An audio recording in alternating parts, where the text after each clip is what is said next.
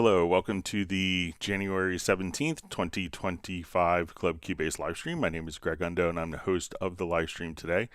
If you've not attended a live stream before, how it works is you could ask questions in the live chat field or simply send questions in advance to clubcubase@steinberg.de. When asking questions, realize that my ability to answer questions in a real-time manner may soon be eclipsed with the number of questions. We will go through all the questions chronologically as asked. So if you don't see an immediate response to your question, if we could avoid asking the same question repeatedly, that would be appreciated.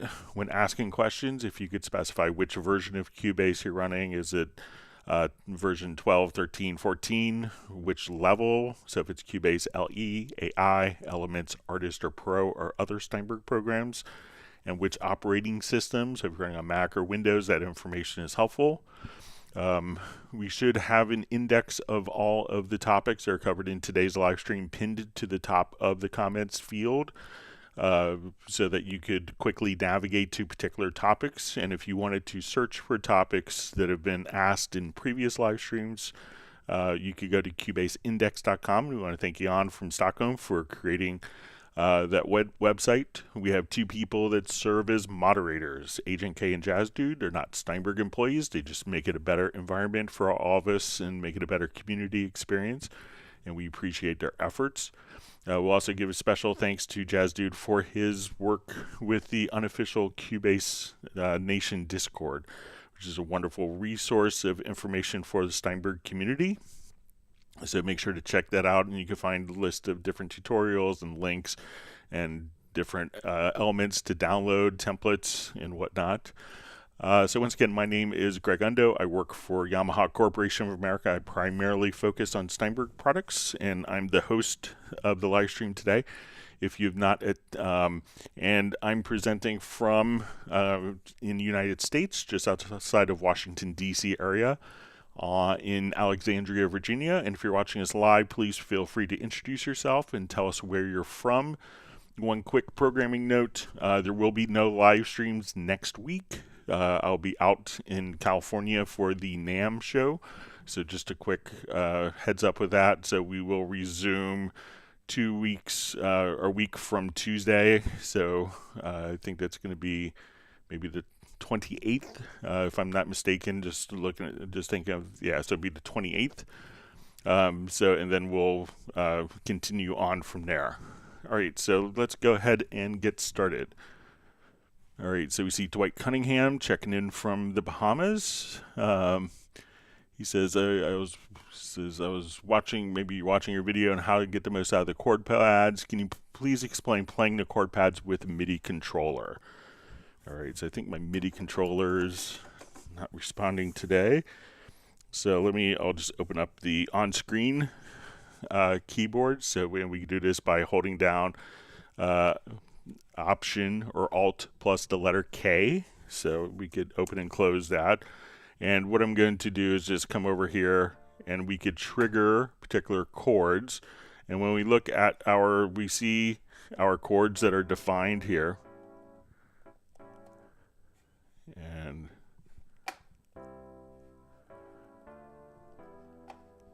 I'll just turn this up a little bit.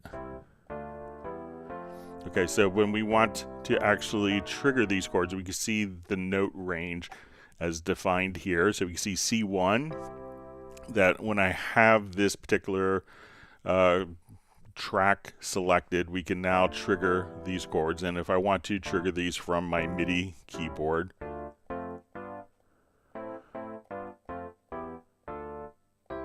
we could do that. So if I wanted to actually just record something, we'll solo this track. And I'll just turn down.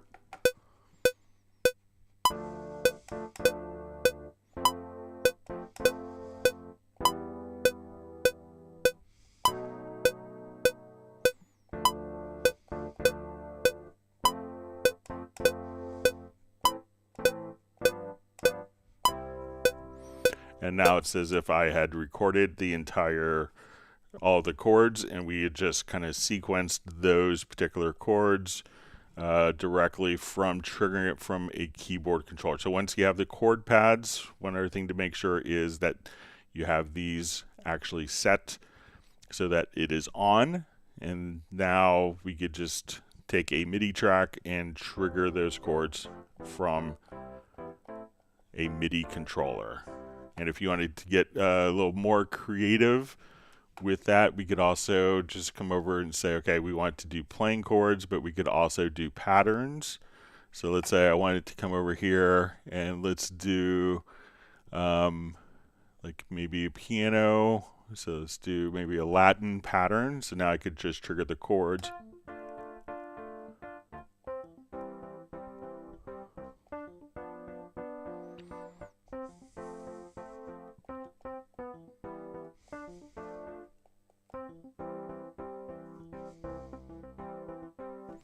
So we could have like different phrases that we could be triggering and have it automatically comply to the chords as well. Great to see you on, Dwight from Bahamas. All right, we have Tim K joining from Zeist in the Netherlands. His cat buddy is waving a paw to other pets, including my cat Steven, Mark Raven's dog Stella, and all right, we see Parallax checking in, says John here from Melbourne, Australia. It's a beautiful city. I've been fortunate to be there. Had a wonderful time. I have a good friend that lives in Wangaratta, so a couple hours north. All right, and we have Slick Bird joining us. He's just asking if we can drop questions, so certainly. Okay, so Steve Danglin asks, hello again, Greg, from snowy Ontario, Canada. Can you add an effect to an entire folder, i.e. my drum mics are grouped together and I would like to treat all channels together? Okay, so let's take a look.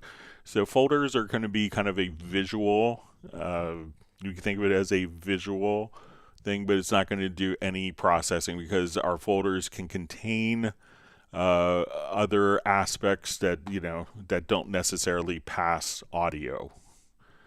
So let's say I have these in a folder. So what we could do now is all these tracks that are in a folder, we could assign all the tracks in this folder, and we could just come right over here and say we're going to add a group track to selected tracks. So I'll just call this my drums. And now that we have this group track that we just added is within the selected folder. And now that we have the group track we could do processing on. So if I wanted to take all of my drums from this particular project here, and I want to take the drums and run it through a compressor, we could come over here to our channel strip. And now I want to compress all the drums together or EQ all the drums together.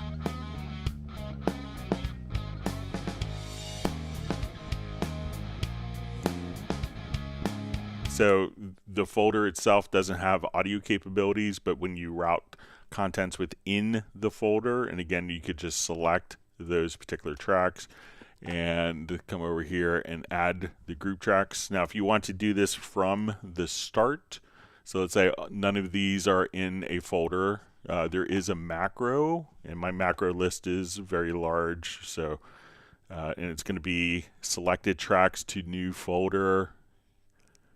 So you probably will see 4 or 5 macros. So we'll say selected tracks to new folder and add group channel. So I could take the multiple tracks and come over here. We'll give it a name, and now it's going to create the folder track and add the group within the particular folder as well. So again, that would be under macros, but the folders don't do it, but contents within a folder routed to a group will allow you to do the processing and all of the entities within the folder.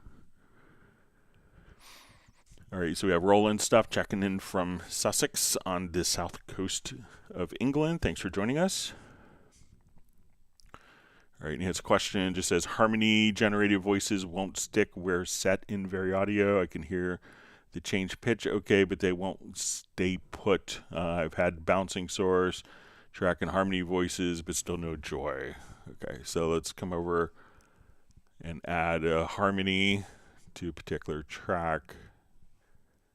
So I think you're going to be one mouse click away from happiness here. Okay, so first off, let's say I just want to take this, and I want to take the piano performance here, and I'm going to make a chord track from the piano, MIDI piano. So we look at this. If we want to. So I'm going to select that track. We go to Project menu, and we want to have a reference for what notes and chords to generate the harmonies from. So I'm going to say create chord events. And this has automatically created a chord track with all of the chords for us. So let's say we want to quickly create a harmony.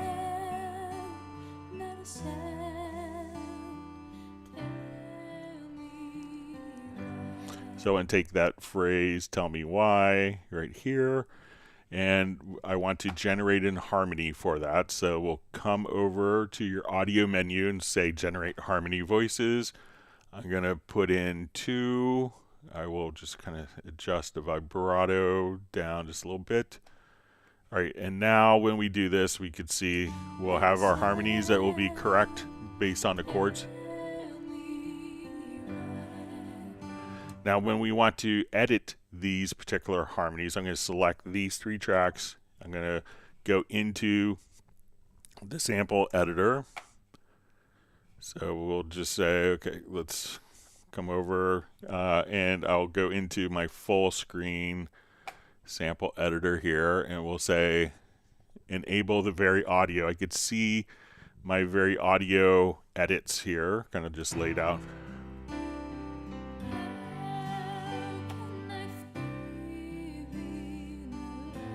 And we'll rewind here just.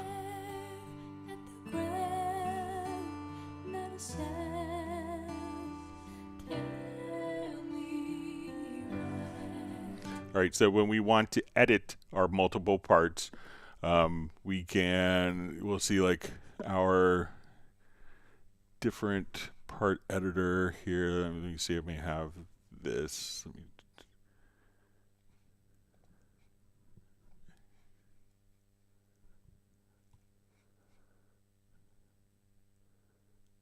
It might be under the view options. I'll make this, move this up.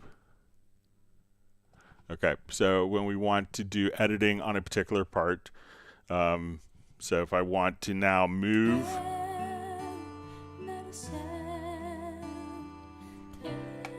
and I'll just edit like one of the new harmony parts by itself here, just make it easier to understand. All right, so we go to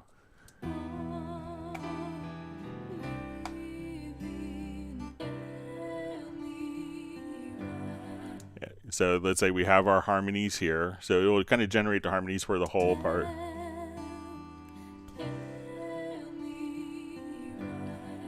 So let's say we just solo this and we want to change these voices. All right, so when I go to move an event, it immediately kind of snaps back. So if we go to our chords, so let's say if we want to come back over here, we'll say, okay, let's go to the chord setting on this particular track, and we'll see our chords. Where we say follow chord track, here we want to switch it to off. So now when we go to do editing on a particular event, I could double click, come over here, that we could adjust the harmonies and move the notes. So let's say I want to move that. So now that note won't go back to where it was. And we can see how that sounds. So we could just kind of move it around and change the harmonies as we see fit. So if you if you find out when you move it that it just jumps immediately back, come over and on the track level, not the event level or in the sample editor, go to the chords, and if you don't see chords visible there, make sure that if you right click, you'll see the setup sections on one of the headers, and make sure that chords is checked. And once the chords, we want to set the follow voice it'll go from single voice and just change that to off, and then you could adjust the harmonies.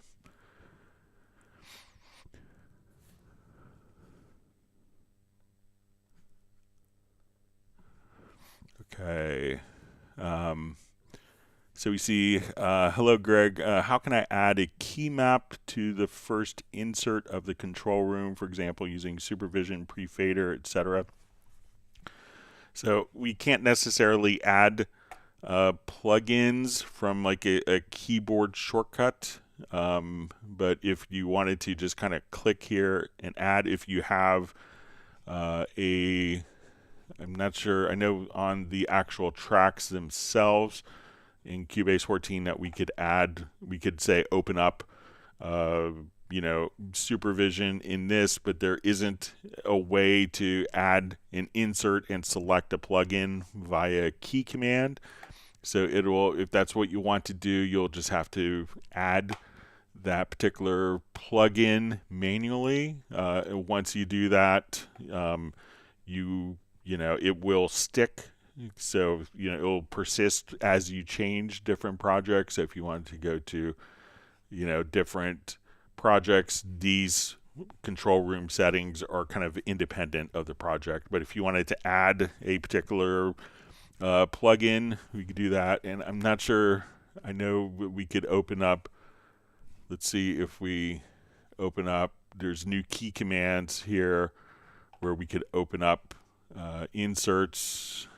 We could see if it works on a control room and maybe only on the tracks.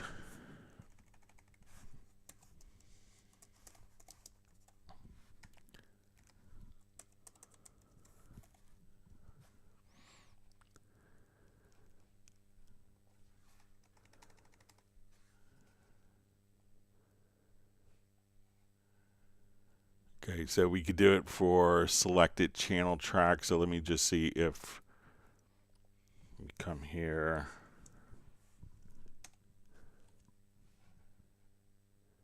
If this is selected,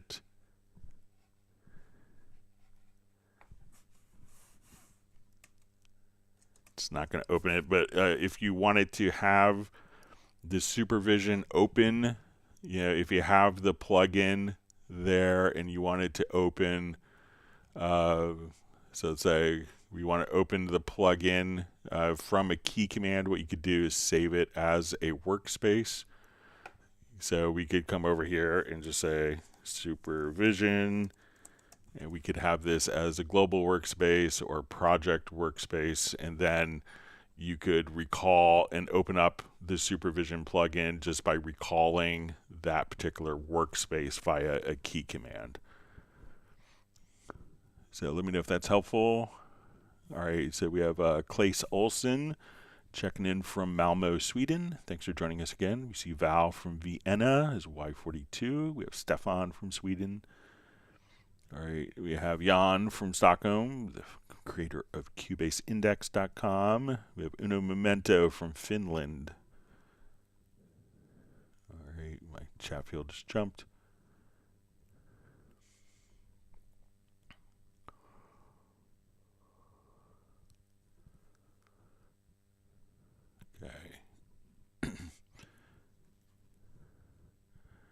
Okay, so Slickbird says, love from Porto. So, yeah, we're thinking of going to Portugal on vacation this summer. His question is, in Cubase 11 Pro, is it possible to have an audio track just showing on bottom mix console and F3 mix console, but not on sequencer?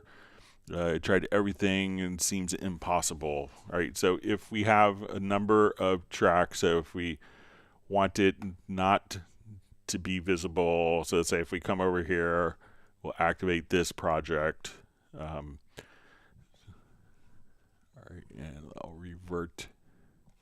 So let's say the project window and the lower zone mixer in Cubase 11 will be the same. So the visibility settings will be the same. Again, there's a little setting right here where you can say sync project in mix console. So let's say I hide, make sure I have this right.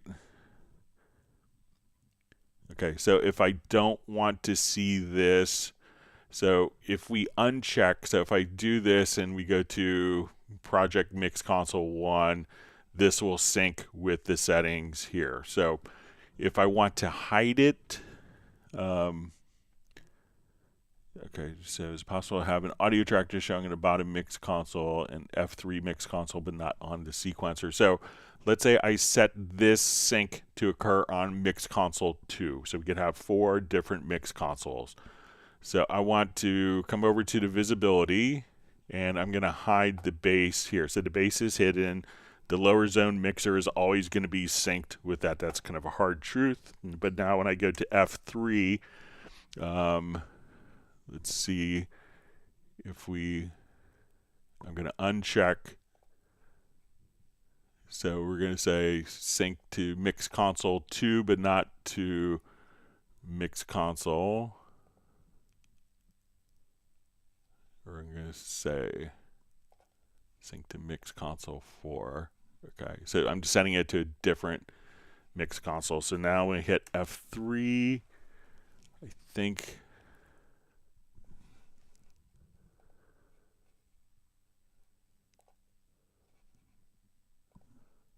let's come over here and see. So we have it hidden here in the lower zone. Now F3.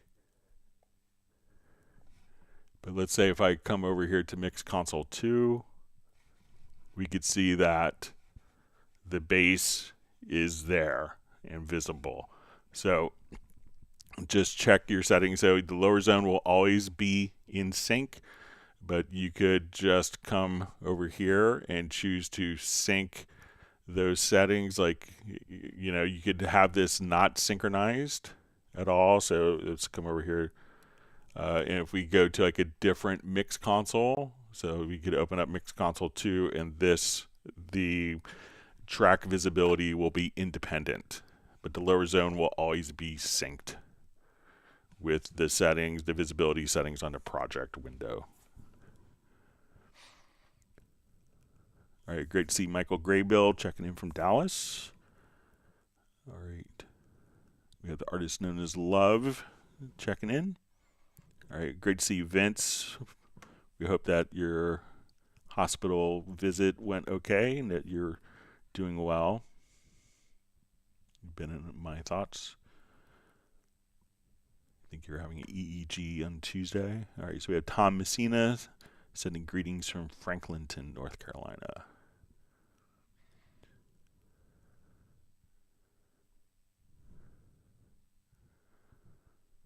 All right, so we have Mark Raven and his dog Stella saying hi. So he's hoping that everyone's great. He says he went to the mountains yesterday and hurricane force winds. It was 46 degrees, but felt like 20 degrees. Hope everyone is warm and happy. Yeah, I think it's supposed to be 12 degrees on Sunday and Monday here. So.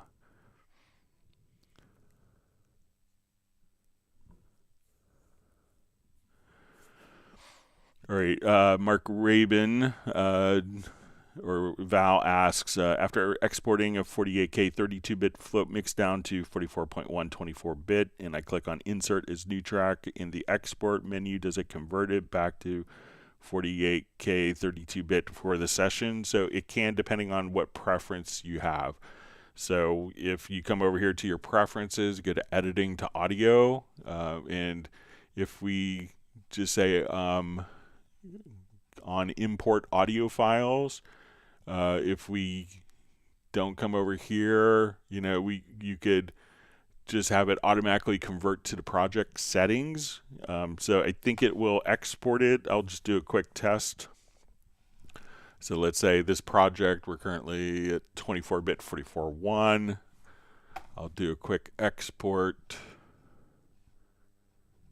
And I'll export the file to a different location. So let's make it a 48K 32-bit float.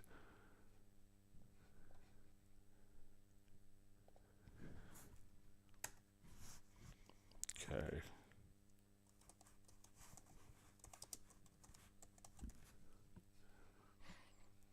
Okay, so I'm gonna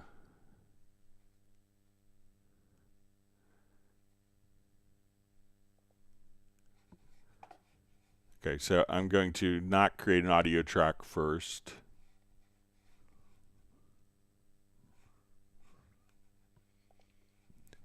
And let's export just a quick portion of the audio file. And I'll do new project. And we will import that audio file. So let me just adjust my preferences here.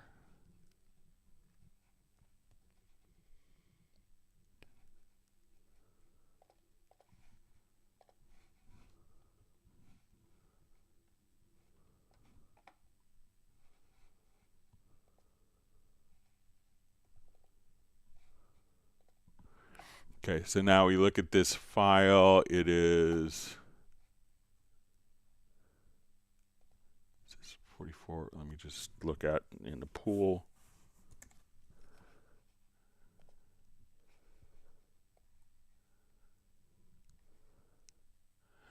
All right, so we see it's 48K, 32-bit float. So the original file is intact. So if we play this, we'll hear the pitch is wrong because it's the wrong sample rate. So if we go back to our original project, so we can see that that exported at a different sample rate. And we'll jump here. Let's export it again and import. I'm going to do it to the same file.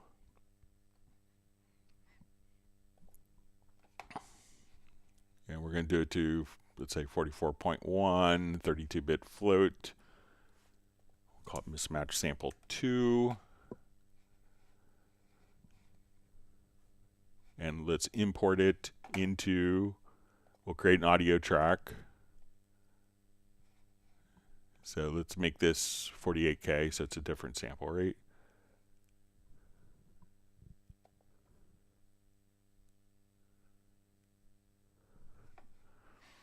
All right, so now when we come over to our mismatch sample, right, here's our mixdown file.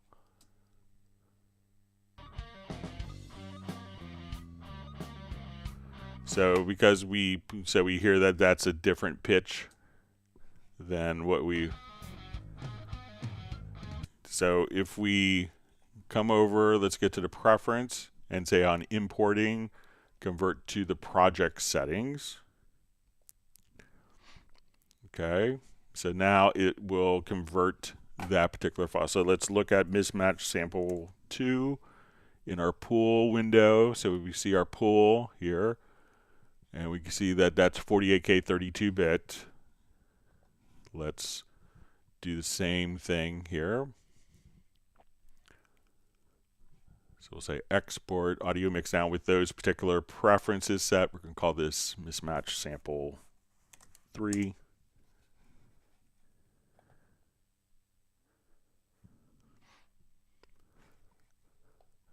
So now we will listen to this.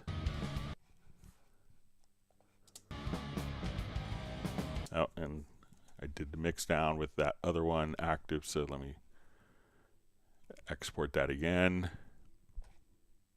I had the two of them playing at the same time, so we'll call this mismatch sample rate 4.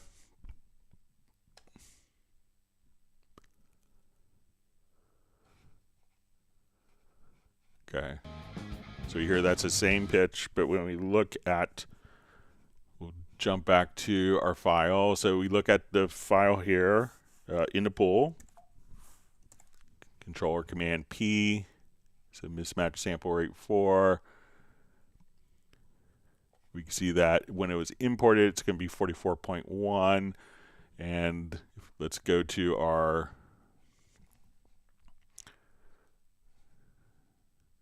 untitled project here.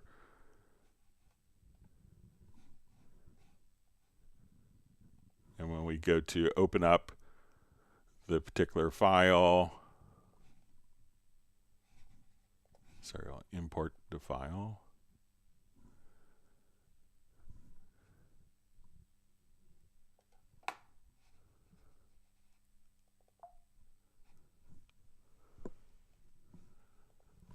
And we go to our pool window. We can still see that that will maintain the sample rate there. So it's converting the sample rate on import, not on the file itself.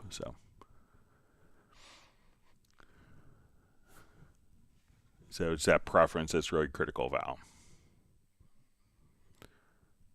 All right, so we have Mopman from Maryland on the chat. Let me know what part of Maryland. So I'm in Northern Virginia, so probably not too far. All right, great to see Sable Winters on from San Francisco area. Happy Friday, thanks for joining us. All right, Flyv saying hello to the whole Cubase nation. All right, so we had Dallas LaRue from Las Vegas says, I'm having trouble opening old versions of Cubase like 10 and 12. Could that be because of the licensing change? So if you have Cubase 10, you would need to have the e-licenser connected with that. If you have Cubase 12, that's going to be utilizing the, you would need a Cubase, excuse me, a Cubase 12, 13, or 14. And that would be, if you have a 12, 13, or 14 license activated on your system, that should be running, that should allow you to open up 12. So you can check to see exactly which licenses you have, but you should be able to, like if you update it from version 10 or to 12, 13, or 14, you should be able to run all of those. But for 11 and earlier, you would need the USB e-licenser connected to the computer. All right, so we have Barry Chabala checking in from Albuquerque, New Mexico. Thanks for joining us on the live stream today. We hope you're well. Thanks for joining us.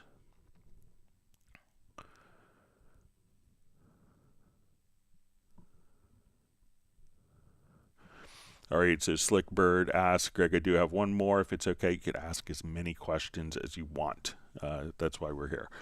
It says, anyway, I can remove stuff from Media Bay, Cubase 11 Pro. It seems to only be able to uncheck them, but not sure if it removes anything. Thank you. All the love to you, Master Greg.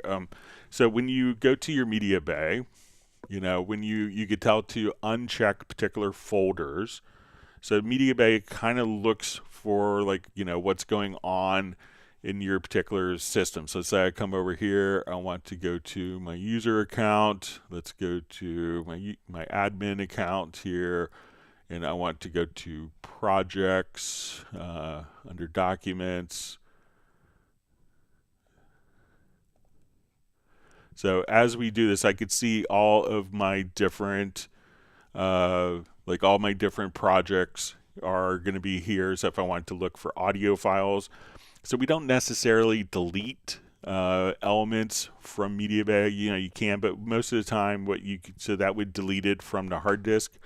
But most of the time, Media Bay is a database, and you could tell it just to uncheck and not to look in particular folders, because you can delete particular files from Media Bay directly, but most of the time, Media Bay is just showing a reflection of the files that are on your system. So, if you uncheck it, then it's not going to be, Media Bay is not going to look into that folder, and files within that folder won't populate data within Media Bay.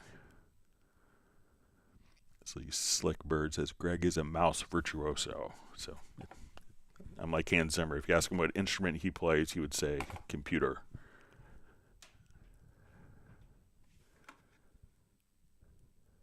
Not that I'm comparing myself to Hans. All right, Mark Raven says he's got to run into a grocery store or run a few errands. He's going to be, all right. All right, so Edwin Keys, does Cubase 14 Pro support MIDI 2.0? So currently it's supported on Mac OS. The program does have MIDI 2.0 support.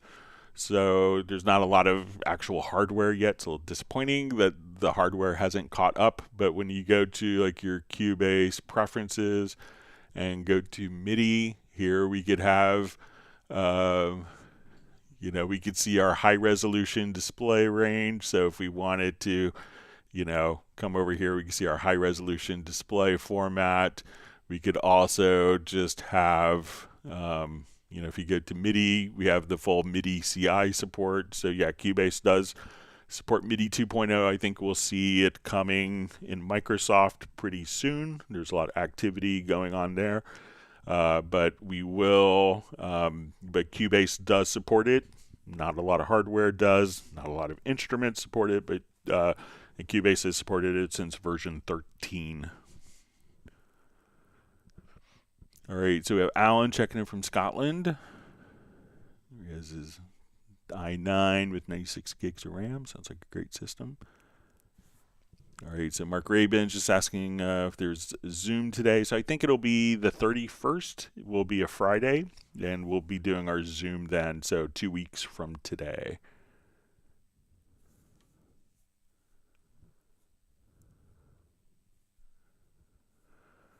Okay.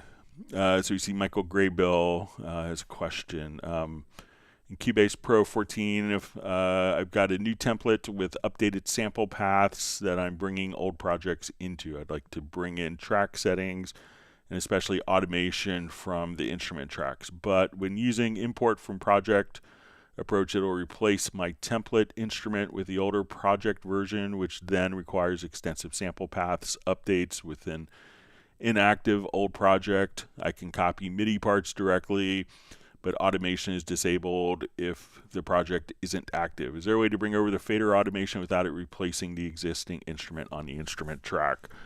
All right, so let's say I have all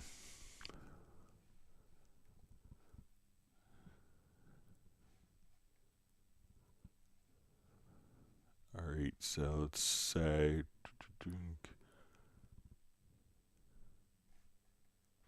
okay, we could probably use this. Okay, so let's say I'll play a little bit my friend Carlos Chafin's work here. Incredibly talented. So let's say I have like a rough template here.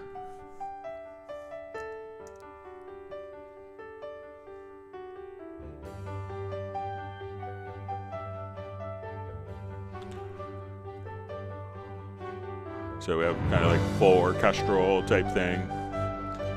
All right, so let's say I want to select all of the events and let's delete, and I want to save this as a template. So we'll come over and we will save as template, and we'll call it Quick Orchestra.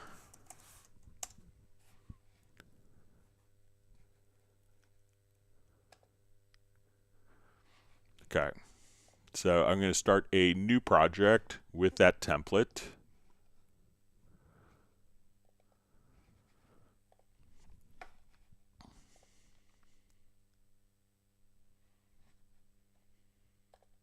Okay, so let's say I don't have any media files here. So our project is literally just, completely empty here. Now let's say I want to import tracks from the project.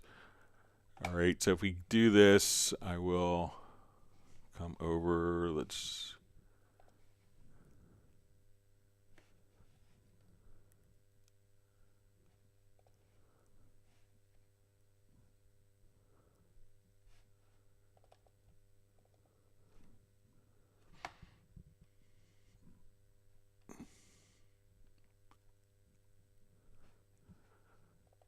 okay, so I'll just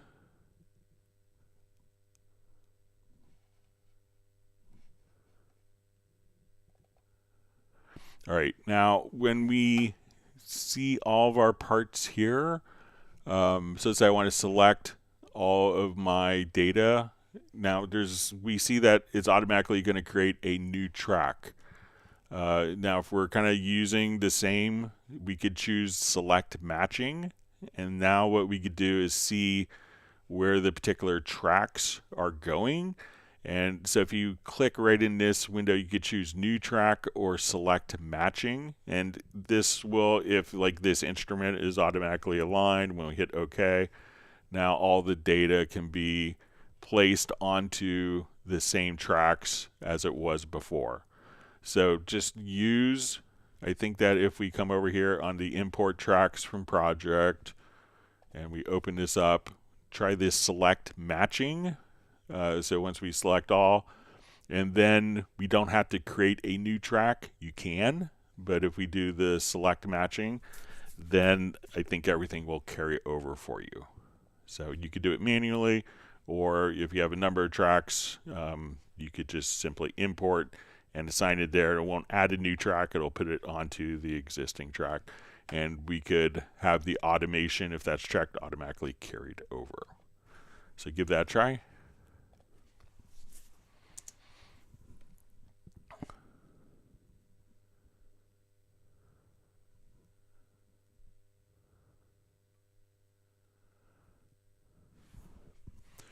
All right, so we see from 808 King, says, I asked you this Tuesday and cannot get a solution. How can you take a simple pluck sound or anything connected to the LFO rate control for HZ or sync to give a staccato roll up or down?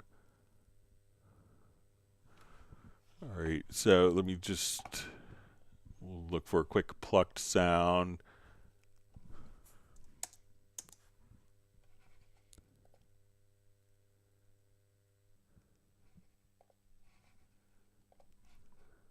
Sorry, let me just not do it there.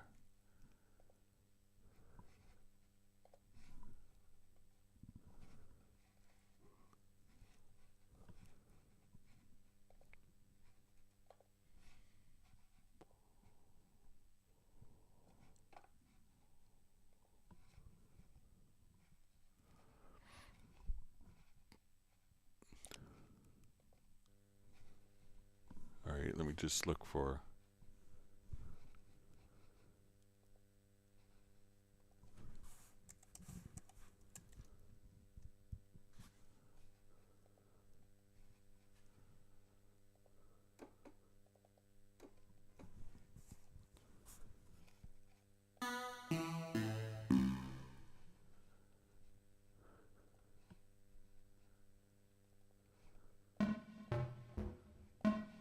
All right, and let me kill the effects on this. All right, so say we have a pluck. All right, so how can you add a simple pluck sound or anything connected to the LFO rate control for HZ, I guess LFO control rate for hertz, like the frequency, or sync to give a staccato roll up or down. Okay, so let's come over here and just say we have a pluck sound.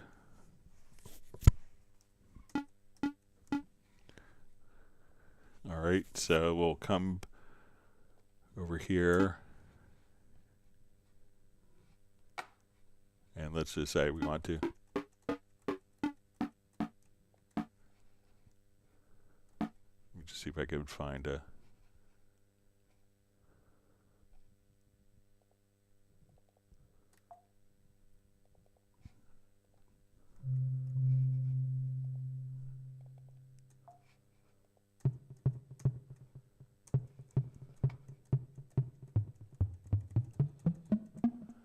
All right, so let's say we want to do, so let's come over here, let's add a modulator. So I'm gonna come over here, let's do an LFO, let's have it increase. And I want to learn the parameter, let's do our pitch. And let's set our time from half notes faster.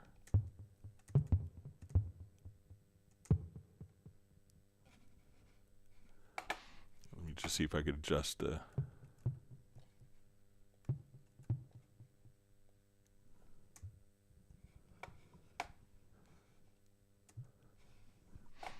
All right, let me just put in a quick MIDI part here.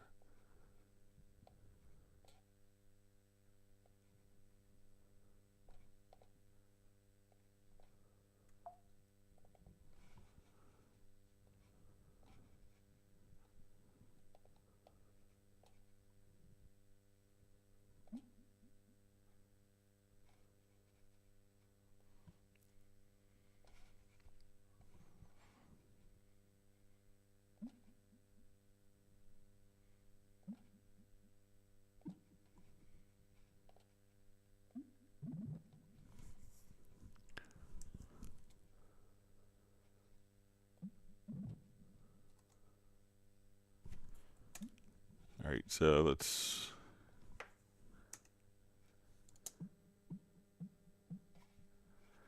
All right, so let me go ahead and adjust the.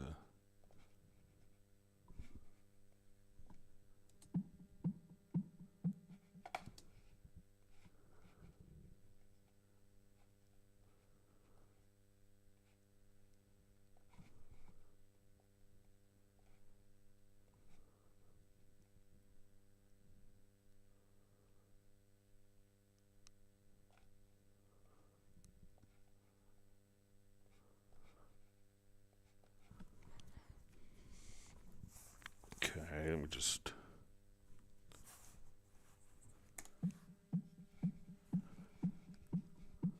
All right, so let's come over here.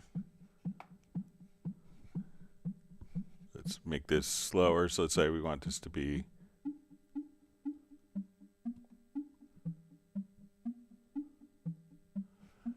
So let me know if that's something that you want to do. Let me just.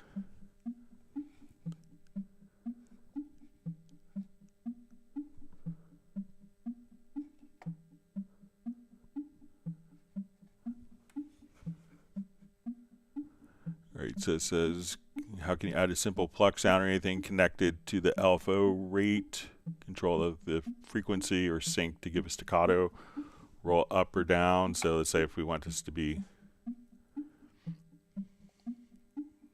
half notes.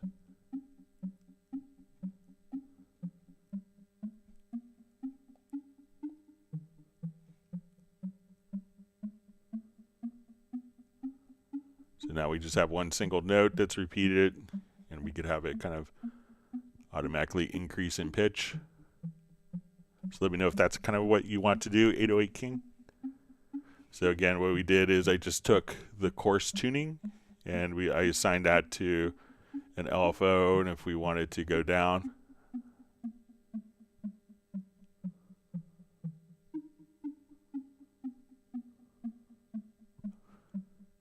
or go up then down.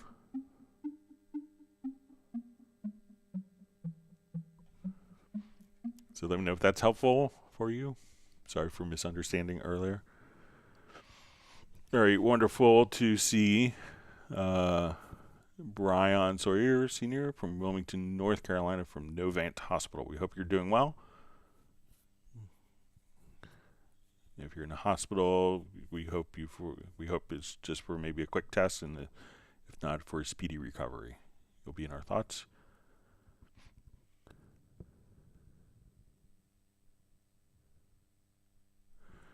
All right, so 808 Kings also says connected to the cutoff and used a line tool to draw precise speed up and down. So let's say if we want to come over here, let's go to maybe want to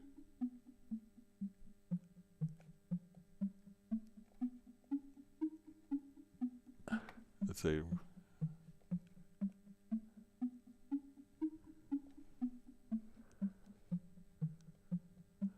but if you wanted to also have, you know, come over and adjust kind of the filters.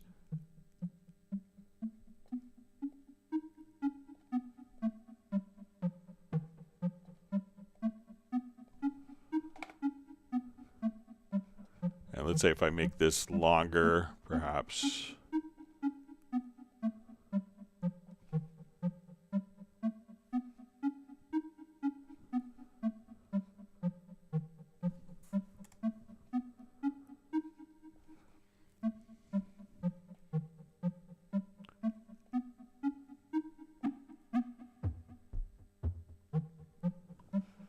So we'll come back here to, let's say, modulators, if we wanted to add the same modulator for filter.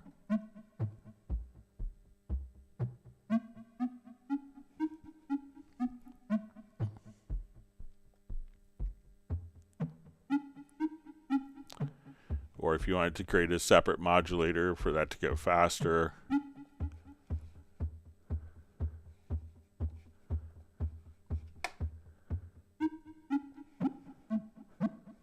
So let's say I want this to be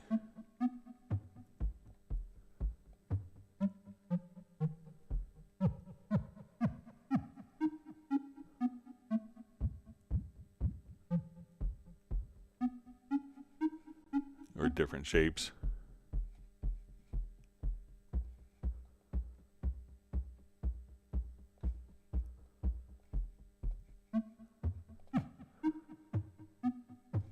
So say I want this filter, this LFO to go up in pitch only.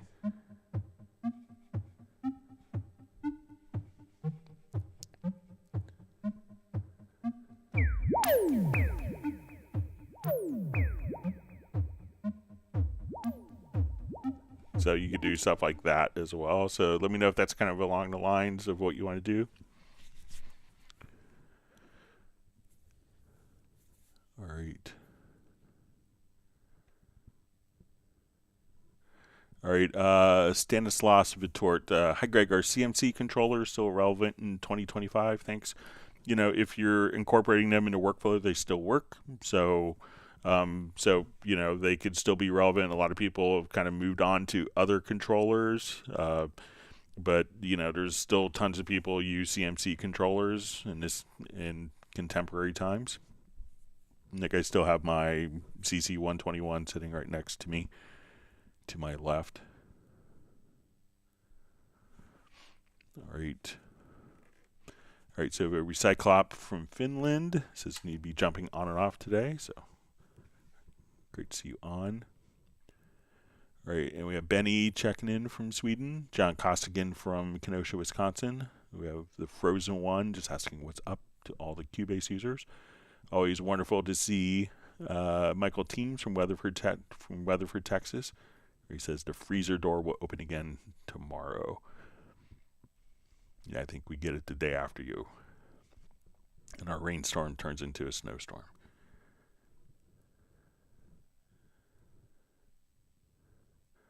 All right, so we see Michael Teams wants everyone to smash the like button.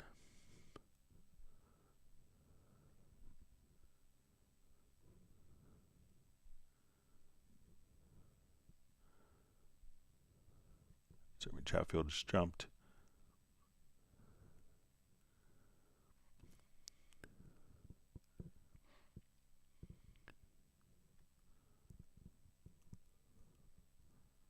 Find my spot. All right. All right, so Songs of the Ivy Brother says, if I upgrade from Artist 11 to Artist 14, will all my third-party plugins load automatically, or will I have to reinstall them all over again? So they'll all be seen, so you don't have to reinstall all your plugins. Cubase will scan your plugins folder, and automatically they should be the same. Cubase 14 by default will disable VST2 plugins, which aren't disabled by default. And if you to enable them, so if you have like VST2 plugins, you can go to your VST plugin manager, and depending on your operating system, I'm running Apple Silicon where VST2 plugins aren't compatible, but you may see a little button right here in the VST plugin manager and to enable VST2 plugins, but you won't have to reinstall your third-party plugins. All your projects will load up as well. So.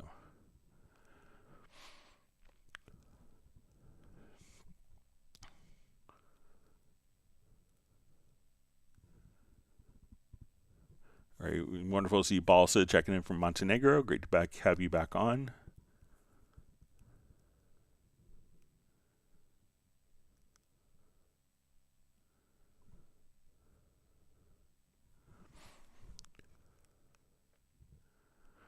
All right, so Val asks, can I let a parameter example release on a VST3 compressor auto adjust to the tempo on the tempo track, so it will change the tempo and the release changes according to it? So you can. I don't know of a lot of compressors that allow you to do that, but it is a possibility within the VST3 specification.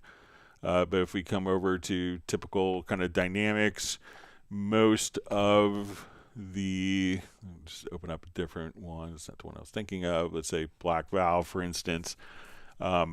So it could be possible that the release time of different compressors, so let's open up like the standard compressor. So it's possible for the release time to automatically be tempo synced. I don't know of any that offer that capability. So just like we could tempo sync delays, So if we come over here, let's say to your mono delay, often you'll see a sync. So I could set this value in milliseconds or rhythmic value, and this delay will be like an 1/8 note delay. Regardless of what the current tempo is, this delay time will speed up and sync to the project tempo. So it is possible, but I haven't really seen, I don't know of a compressor plugin off the top of my head that offers that. But tempo sync is an option. And I think Val had the question on the last live stream about using, and I tried it again and it seemed to work for me, about having the macro knob control like the low and high pass filters, or the high cut, low cut filters. So I'm going to try it again here real quick. So let's say we want to adjust the filters here. So I'm going to turn these on, and then as we kind of adjust our filters here, that we could just come over here. So let's say we adjust our filters, and I wanted to control these with the macro knob. So I'm going to come here, and we could adjust my low cut or my high cut, and we'll come here and I'm going to add a different parameter. Let's adjust the low cut there.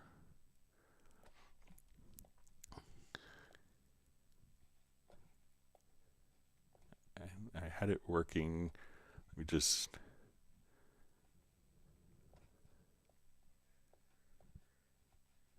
yeah, I'll pass that on again, but I did have it working. Like I tried it again right after, and that seemed to be working, but it doesn't seem to be working here. Okay, I just wanted to try it again because I did have it working on another, maybe it was my other computer, but try it again just out of curiosity. But it seemed like I had it working after, so.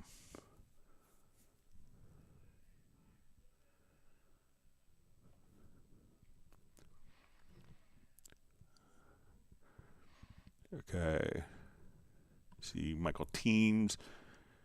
Just give him 1 gallon of fresh Texas blackberry ice cream to Brian. Okay. All right, we have Rob from Tarpon Springs, Florida. Thanks for joining us. All right, Michael Teams is granted 1 gallon of Kahlua mocha ice cream to Sable Winters. Sven Isaacson says, I have a Mac that won't boot. Unfortunately, contains a Steinberg license. Is there any alternate way to deauthorize this instance, or is it forever lost? It's not. Nope. All you have to do is just come over. So let's go to your Steinberg.net.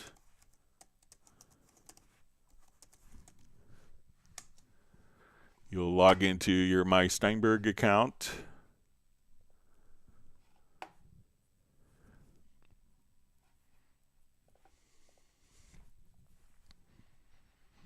All right, and then you'll see deactivate licenses on unavailable computers. Click there, and then you'll be able to deauthorize the computer that's not booting up remotely. So if the computer is completely dead, you don't have to worry about it. So just log into your My Steinberg account, and then just click on deactivate licenses on other computers, and then you could deactivate the licenses. Like I recently just redid my personal studio computer, and I just did it from my activation manager on my, so when I come over here, so I opened this on my new computer, and I was able to, like, I think when we went to like my settings here, and when I was, let's see if it's, but I was able to kind of do that, but you could do it just directly from the web page right there. So if your computer is completely dead, or if you left it authorized on a studio computer that you were working at and visit it and didn't deauthorize it, you could just do that remotely. So no worries there, Sven. Great to see you on the live stream today. Okay. All right, so we see Jason Sykes on, I think formerly of South Shields, England. All right, from Barnsley, England. All right.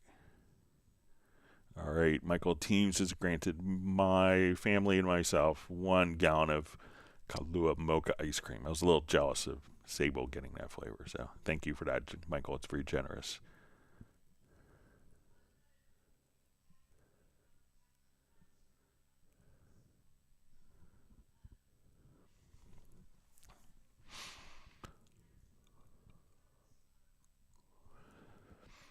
All right, so we see question, does an audio event start and end need to be on beat or bar grid when using set definition from tempo? What if they are not on a grid? So you don't need to do it on a grid. What it's going to do is when we do a set definition from tempo, so I will just come here.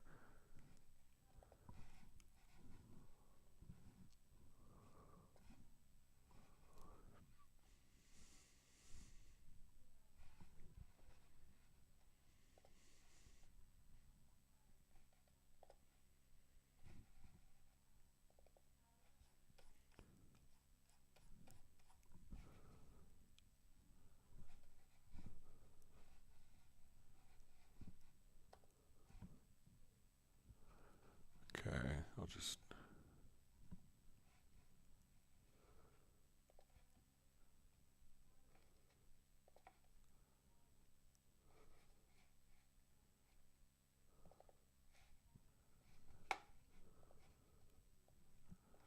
Okay, so right now I'm not, let's say I will move this off the grid. Okay. So we see it's off the grid here. I'm going to do just a tempo analysis of the file. So I think it's the information is embedded in the file, not necessarily. So let's say we will... All right, I'll take this off.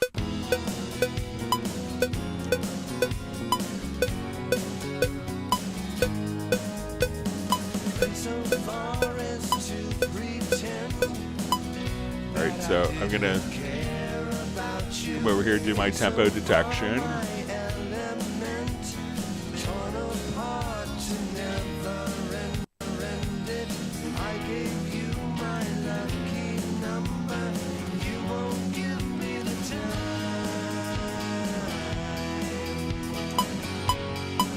So right now, so we're not on the grid, all right, and what I want to do is to just come over and we want to define kind of where the downbeat is first. So we're just going to come right over here, define our downbeat. So now when we do our set definition from tempo, we will just come right over here. So we go to our audio to advanced. I'm going to select the event first. That will help. So audio to advanced to set definition from tempo. And then we could just write that into the audio file. So once it's written into the audio file, at that point we don't, it's not really aligned with the grid. That metadata of all the tempo changes at the various points in the audio file are embedded in the audio file. So that way it's independent of the placement of where it falls into the project.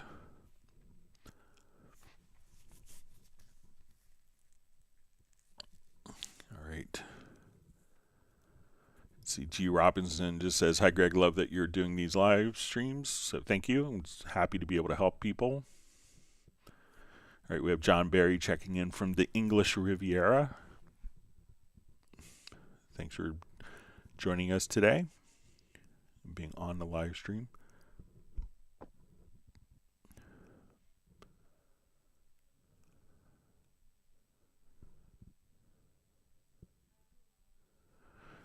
All right, G. Robinson asks,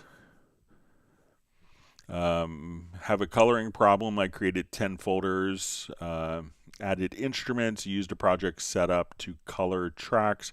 However, if I color top folder, some instruments in the bottom folders would color also. All right, so let me just go ahead and we'll try to recreate this. Let me add 4 tracks.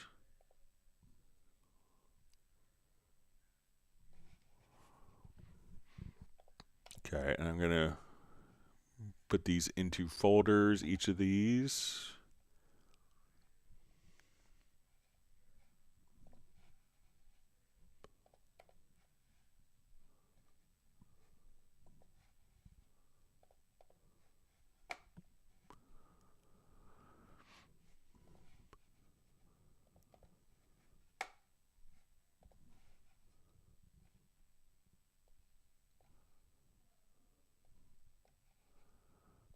Okay, so, all right, so used projects up to color tracks. However, if I color the top folder, some instruments in the bottom folders would also color. Okay, so let's say, so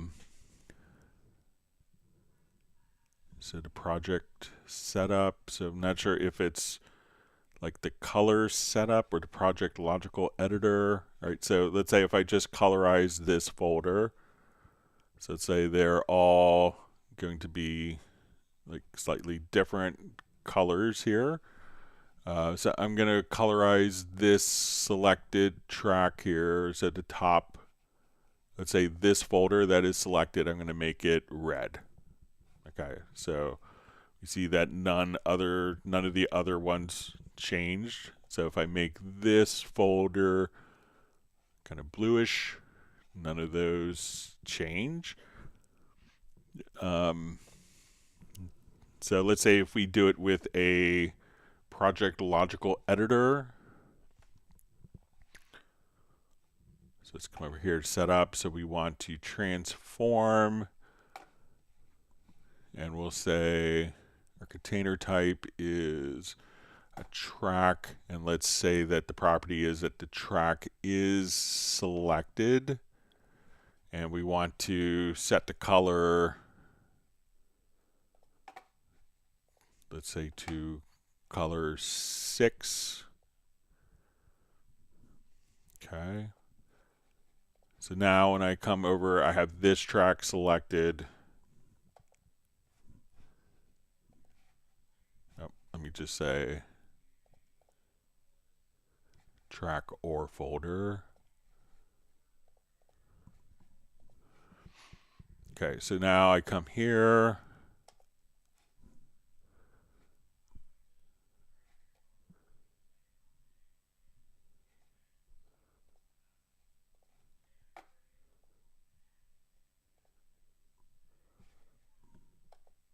So now only the selected track, so where this is red, I want to turn this green. And let's say I want to take, so, you know, what I'm thinking is maybe some of the other tracks, depending on how you wrote it. So let's say if I come and I have multiple tracks selected here, and I do this, so if other tracks are selected, they'll all change. So make sure, you know, I'm not sure how you're doing it, how you're applying the colors, but it sounds to me like perhaps maybe the other tracks are selected without you realizing. So check to see if the other ones are selected by any chance.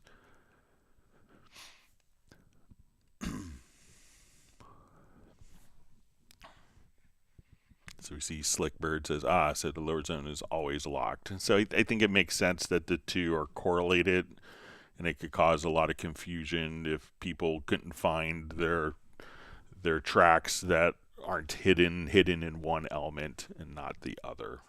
So, all right, great to see Tim Weinheimer on from Mission Viejo, California.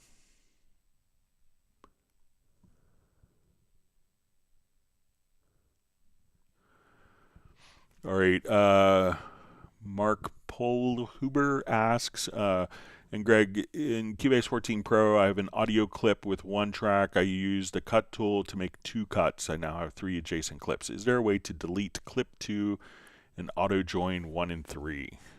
Okay. So let's say we will come over here. Let's make an edit. All right, so if I do this, I think that if we go to edit to range to cut time or delete time, let me just make sure. All right, so if we hit the letter P, I'm going to set the left and right locators around that. And now we could just choose cut time, and then that will do, some people call it a butt edit. So select the event, hit the letter P, and then I think it's just Command or Control Shift X, and then that particular event will be gone. I think also if you didn't want to use the locators, let's say the locators are set here, that we could, if we choose to shuffle, let's see if we now delete. So that's another way of doing it. If you switch to grid mode to shuffle, select this, hit delete, then the other event will immediately kind of butt up to the previous event.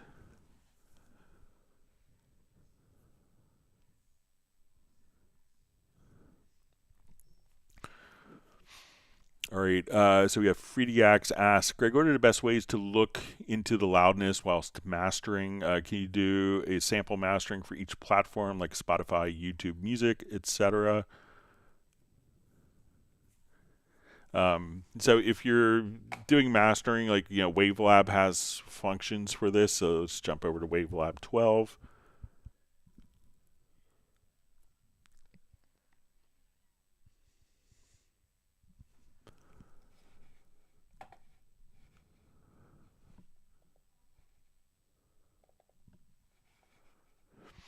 Okay, so let's say now I want, let's come over, so I want to take this particular file. I think we do, just go to your loudness, and we could now come over here to start. We could do an analysis here. And then you could actually look at the different delivery standards for different streaming services right here. So if you want to see where it's going for, what Spotify is looking for, what YouTube is looking for, what Apple Music. So that's just kind of a built-in function in Wavelab. That's really good for that. But a lot of times, you could, if you don't have Wavelab, you could kind of do that functionality. Once you kind of know that a lot of the streaming services like to have -14, that you could, like -14 loudness units or LUFS, then you could kind of mix with the metering set to that. All right, so we see from John Barry, just comment says, I'm modulating everything now. Cubase has opened a Pandora's box. It's a lot of fun, and you just think of, how could I modulate something in a more creative manner? So, Jazz Dude's doing the same thing. All right.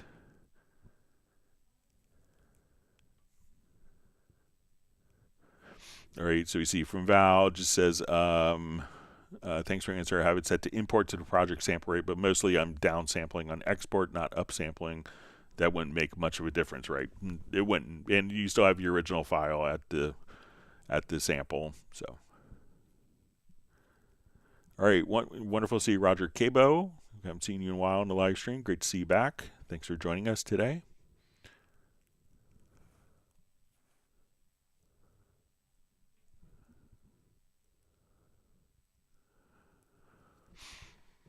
All right, so we see Hotbeats0 says, in version 14, I tried to CMP, I guess copy and paste some audio clips from one version of a session into a more recent save after accidentally deleting, but none of the pitch shift data was copied.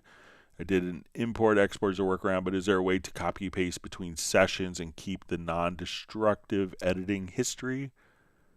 So I think that when we do like a copy and paste, we're just doing kind of the media. So if I come over here, I can say, okay, we're going to go down to this particular track and paste, but it's not going to copy all of the settings over. So what I would do if you're in a different project, let me just make sure. So one version of a session, I would just come over and do the import track, not track archive. Sorry for my error-prone mouse, but do an import tracks from project. And then at that point, you could just say, okay, I want this and I want to include the automation. And that way you could just import kind of all the track settings, because usually when you select just a, you know, like a clip, an audio event, you're just doing that, but you're not actually doing the tracks. You could also, from the project, choose to export selected tracks and then import them as a track archive. But it's really, in essence, you could save a step just by doing the import tracks from project.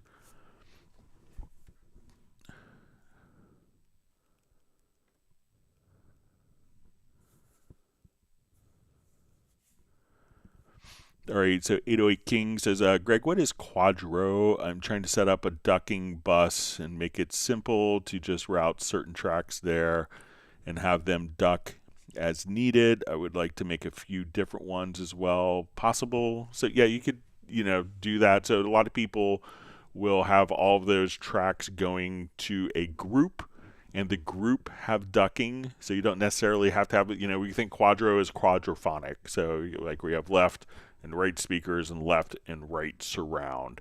And then you could mix, you know, it's often kind of an early version of surround sound. But you could just simply take all the sources, you know, that you want to be ducking and just, you know, send those to a group that has the ducking plugin on it, a compressor, noise gate, something like that. All right, great to see Suede TV on, just saying hi all. And 808 King's hitting the like button.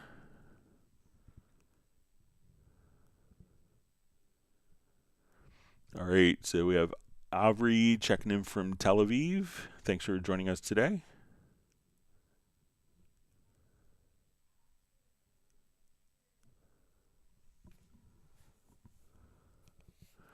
All right, Eric Fox asks, hello, Greg. Is there a free tempo recording in Cubase with MIDI instruments? Can I play something without a metronome and Cubase to auto-adjust the tempo by the project? So, yeah, if you want to, I'll just open up a quick piano thing. So you don't have to, you know, there's always, you know, for years, this mistaken perception that everything that you record into a sequencer is, you know, going to be, has to be to the grid and quantized, and that's not the case at all.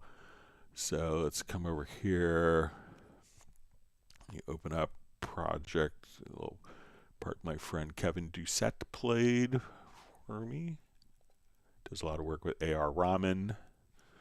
So let's say if we have a piano performance here, and this isn't to the click. So if I put the click track on,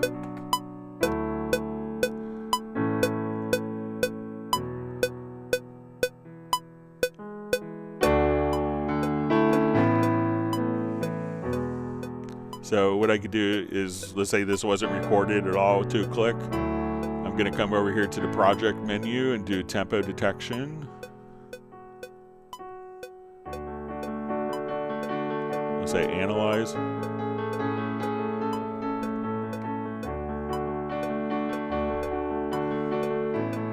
So, you know, so just come over here and just do a tempo detection, and then Cubase will just come over and do a tempo detection just like that. So if it's recorded to a click or not, doesn't matter. So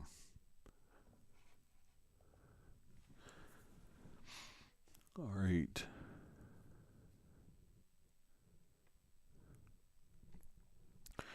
All right, so Abel did it. Just says, is there any tool to input lyrics within Cubase? So if you just come over, there's a couple of different approaches. One is to just, I think I have this in.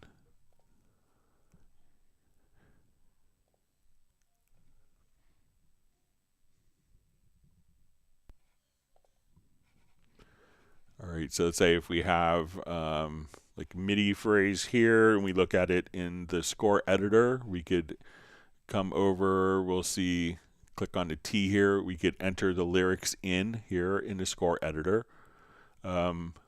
Another method that people use, I think I have one kind of project set up for this.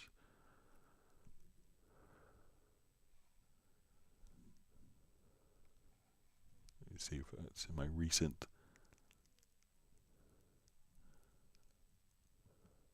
Yeah. So some people will put the lyrics in like as markers. So if we want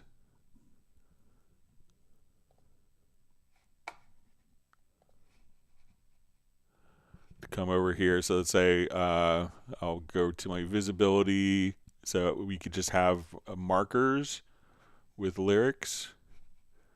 And what's good about this is you could open up the marker track. So let's say I'm just going to hit Control M, because a lot of times when you're working with singers, they're like, oh yeah, just go to I want to do that line, I've got to choose. And now you could just jump to that particular area of the song. So, you don't necessarily have to have this visible, but, now we could have each line of the song and just navigate directly to that spot in the song. The lyrics can also be part of the project notepad.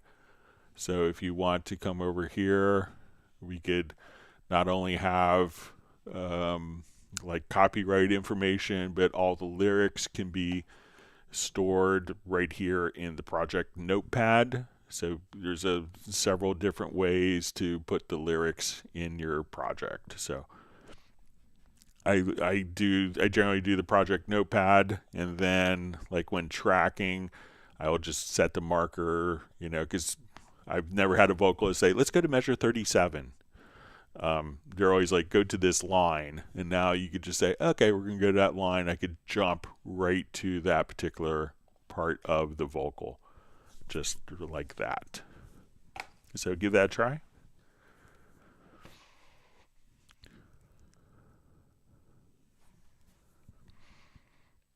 All right. Stephen Butler asks, hi Greg and all, Cubase 13 Pro, Windows 10. I'm contemplating installing Windows 11. Is this advisable? And if so, are there any preparations I should make to ensure uninterrupted Cubase function? Thanks. I got to the point where I just did this like right around New Year's. So I had kind of a Windows 10 system, and I wanted it to be compatible, going forward, and I wanted to get more familiar with Windows 11. So I, in my Windows 10 hard drive was probably migrated from 4 computers earlier.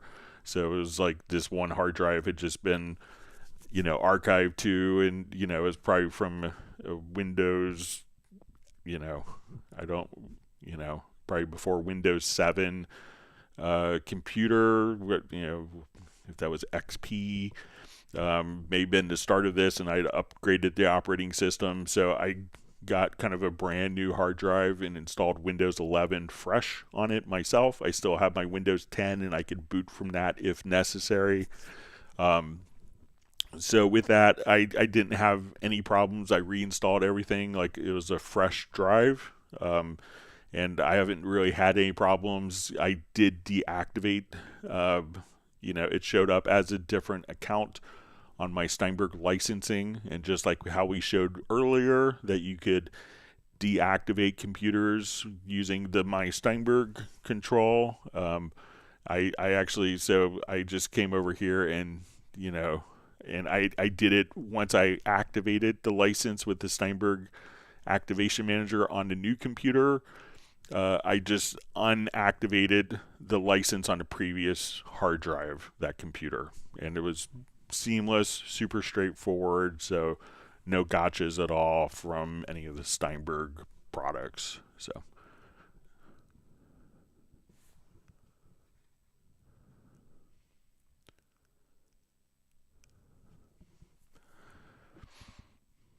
all right, so Dallas LaRue just says that when I try to open up older versions of Cubase, it always hangs up on scanning VST3 plugins. Even 13 hangs up there. So it's probably one plugin that's going to be the culprit.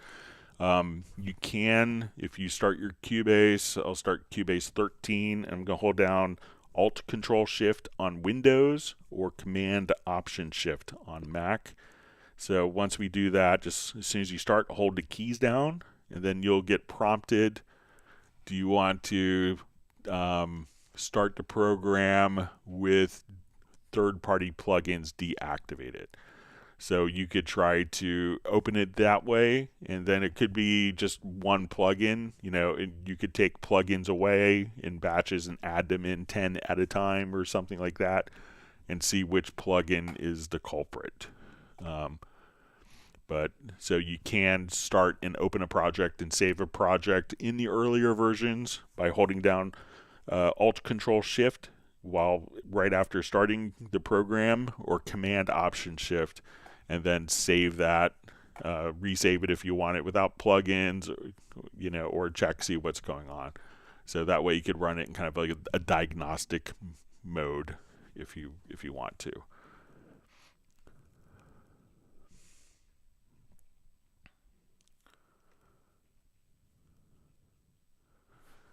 Great.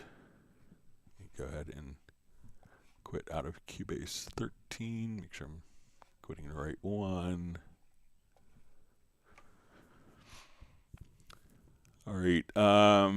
We have Jesus Lamelli asks, I have Cubase 12 Pro, but Cubase 14 projects won't open. Will there be maintenance updates so all CPR files are compatible again? So sometimes going backwards, there was a change in the middle of the 13 to migrate to a 64-bit project file. So the 64-bit project file allows you to have larger like .cpr files. So some plugins can just write in a tremendous amount of data, like all the data for the plugin within the project file. So there was a lot of people that couldn't save their project files because it was in a 32-bit format. What I would suggest, and so that's unfortunately not going to be totally backwards compatible, but what I would suggest if you're doing on Cubase 12 is just to try the import tracks from project and select all the tracks, and it'll probably open up for you.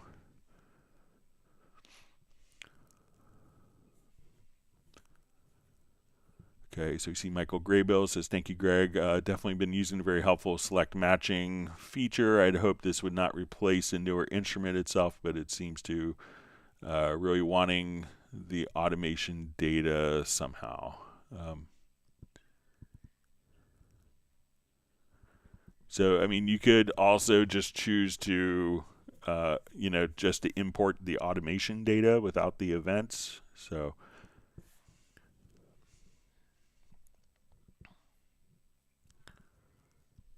all right, so we have Cedric Desa on, joining us from India, I believe. All right.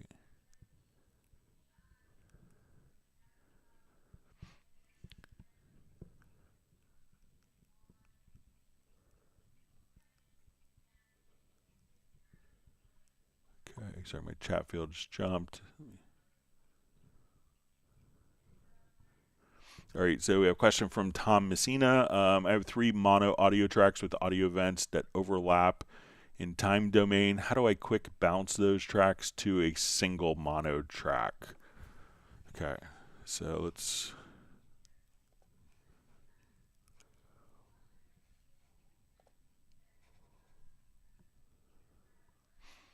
Okay, so let's take this project here, and I'll move, let's say, my kick down.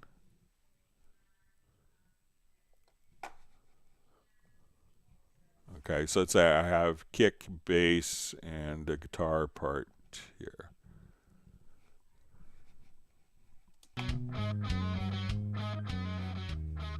All right, and I'll just take small section. So let's say I have these 3 events. Let me just cut.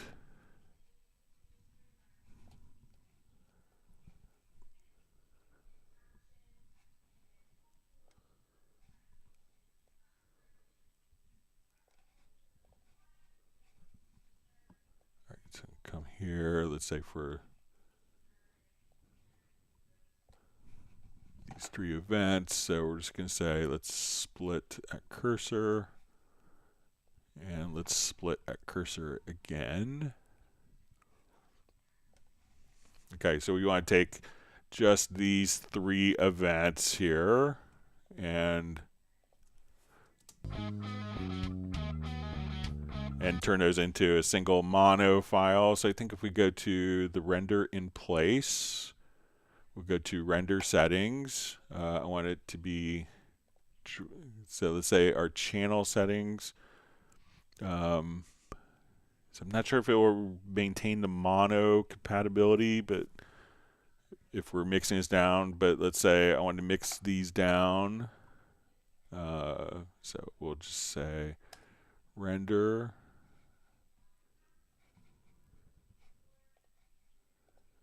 And those are mixed down. Now we could also, let me just take these files here.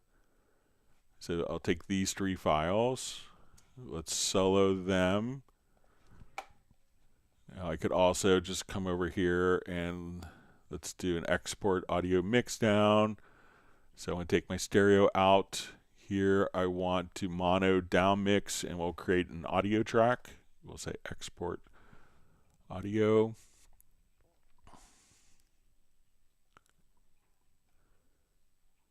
And let me see if I had it set correctly.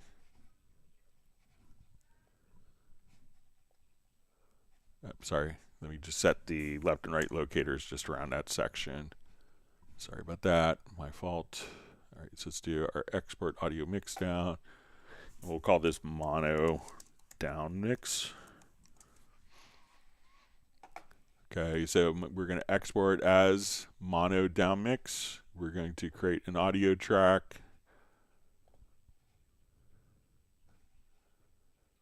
And now that we do that, we'll have our mono down mix of the 3 files.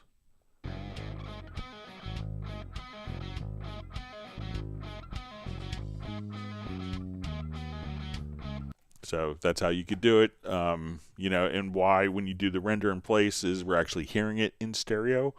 But, you know, and that's why it's rendering it as a stereo. But to do that, you could just select, solo those 3 elements, go to your export audio mix down. You want to choose your stereo out, choose a mono down mix, and to create an audio track and give it a name. So let me know if that works for you.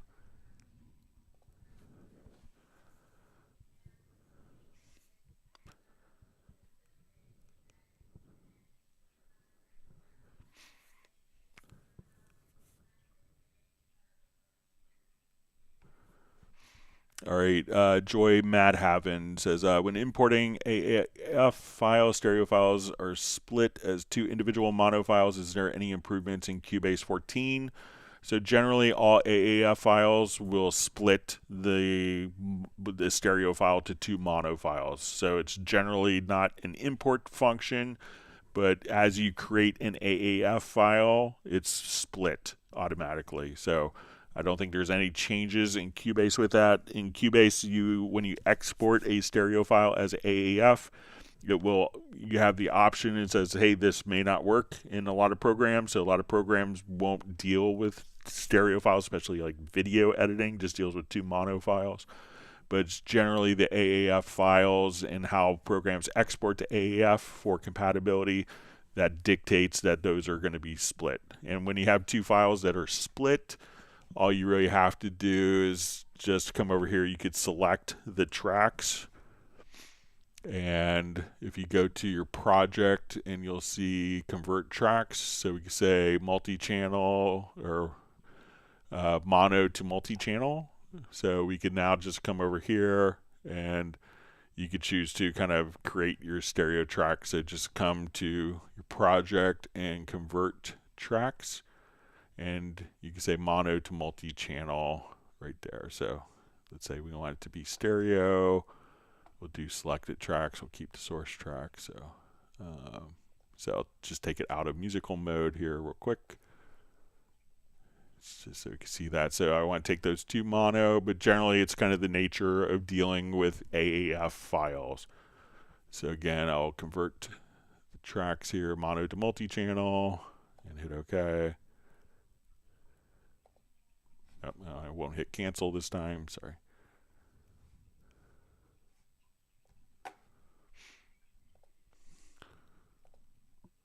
And then we have our stereo file right there.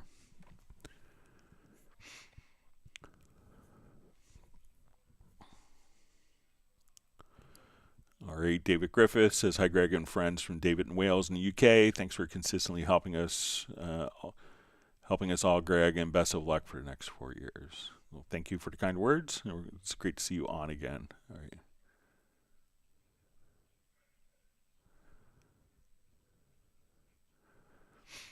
All right, so we see Val just saying, says regarding his tempo sync question with Dynamics, his only compressor I found is Waves H-Comp that offers tempo sync, but a limiter would be nice. Currently playing around to do that with a standard compressor. All right, so we have Michael Doku says, greetings from Vermont and welcome to the live stream. Can you please talk about the control room setup? I can't seem to get audio out from the channel to the mixer. I'm using a Midas MR32. Thanks. Okay, so what we want to do with the control room, all right, I'll just revert this. I've destroyed many mixdowns in this project. Okay, so we could think of the control room as just being kind of a complete monitoring path. So when we go to our audio connections, so generally, we have inputs and outputs. What I like to do, if we're utilizing the control room, is have your outputs, have your stereo out connected here. So we still need to have, and it seems counterintuitive at first, but we need a stereo output defined, but we're not going to connect it anywhere. All right, so this way we have an output bus that we're listening to. All these tracks can be routed to our output here, but this output, we don't want to have this connected to any particular audio interface or any output port on our audio interface. What we want to do is to have a stereo out not connected, and when we go to our control room, so let's say I have this set for my Yamaha HS7s. Here, when we right click, we can add a monitor, and this is where we make the output. So the control room is going to take the output from the particular, it's going to take the output that's being routed to the stereo out, and the stereo out, even though it's not connected, is being passed to the control room. So this way I could see my mix console, and I could, when we look at my master fader, I could just have my monitoring levels here. And we can see that as I adjust my monitor level, that the gain in the mix console here isn't affected. But if I adjust my level of my master stereo out here, then it is going to be affected. So this way, this is just my monitoring level without affecting what the actual output of the rendered file is going to be. That's going to be determined by the level of the master output here. So I could have my own personal monitoring and adjust that without affecting the gain structure of the mix.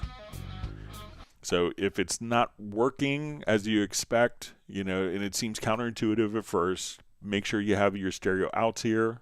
They're being sent not to a different source, but just to not connect it. And when we go to the monitor source, that is where we make the connections of where it's going into our monitoring path. So usually outputs 1 and 2 of your audio interface. So let me know if that's helpful for you.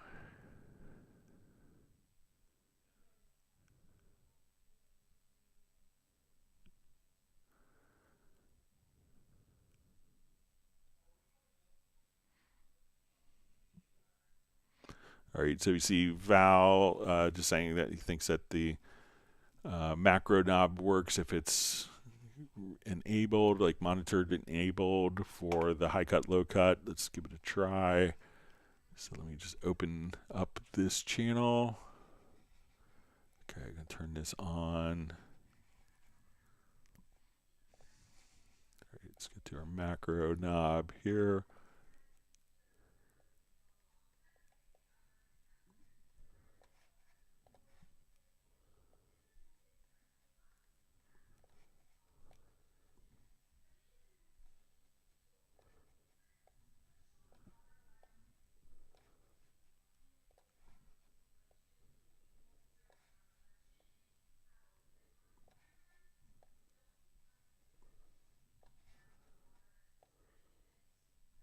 All right, let me just set my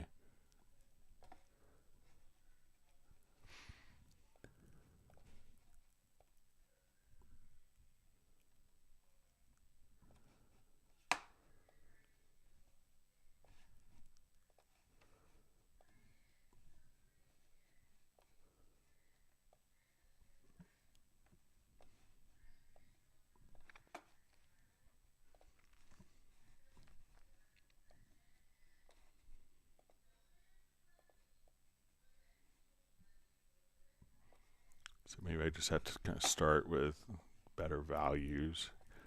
Here, I'll try it one more time.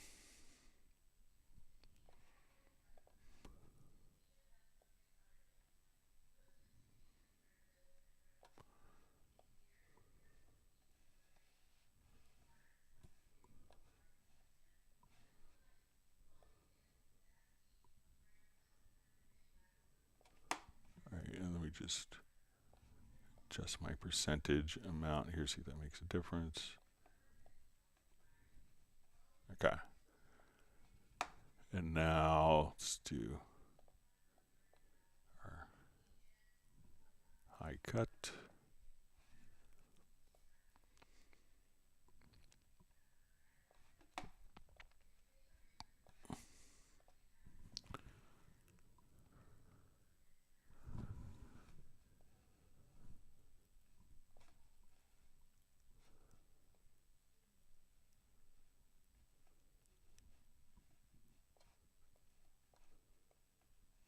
I'll play around with it over the weekend, see if I get it to work more consistently, but I did get it working, so. All right.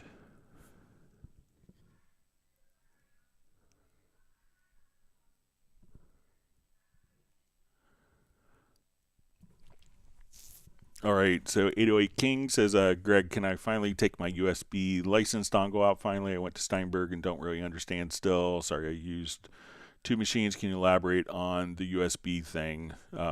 So it really depends on, like if all of your licenses are on the Steinberg licensing, you can simply remove the USB e-licenser.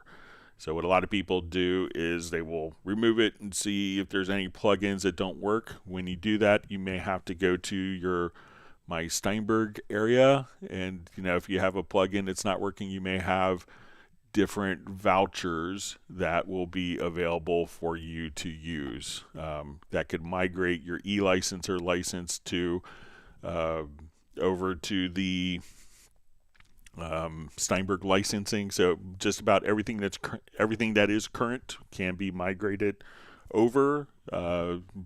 Sometimes you may have to, and then you could run the Steinberg licensing on up to 3 different computers. So try just to pull.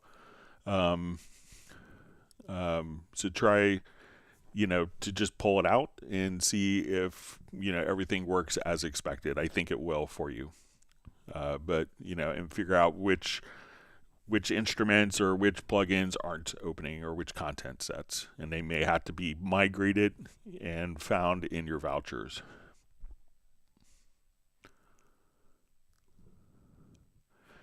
All right, John Barry asks, hi Greg, feature request for the non-exclusive audio outputs feature we have for monitor outs to be extended to include Q and headphones outputs, please. All right, so let's say I have my audio connections here.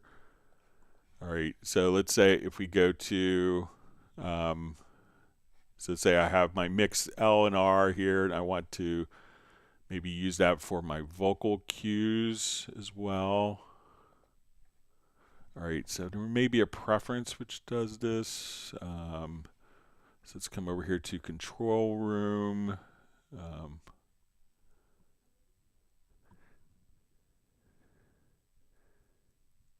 But are you, so here we could use kind of the same ports for different speakers. Like if you wanted to have like a 5.1 and use like the stereo setup for this.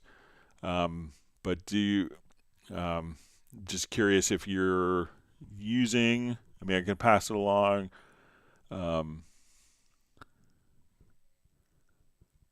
You know, but sometimes, you know, do you want it to automatically go to, you know, to have both of these kind of going the same area? And a lot of times when you do this, you know, you could, you know, if it's just like a physical connection, you know, there's ways in the control room to just say, you know, if you're, so I'm not sure if you have, if it's like the headphones are the issue, getting the headphones, but you could always send the control room mix to each of the Q mixes here.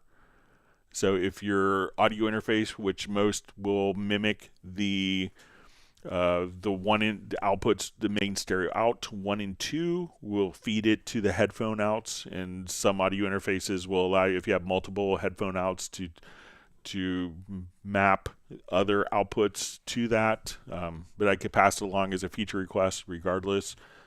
But, you know, a lot of times when people ask me this, is they kind of say, oh, I want this to be going, I want this mix to go out of the same source, and they could just take the existing headphone out and be able to just come right over here and choose the mix versus the Q mix for each one. All right, Mark Rabin has his groceries and he's continuing on errands.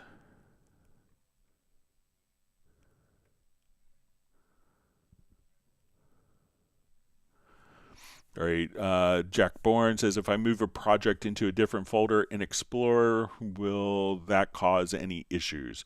So if you move the entire project folder over to a new drive, that shouldn't have any issues. And if you open up the project, and it will kind of look for all of the files that are within a project. Now, this is assuming that you have all of your audio file folders in the audio, so all the audio files for the project are in the audio files folder. So if you've done that, then you could move the entire project folder, which would include like your edits folder, your audio folder, you know, perhaps a video folder.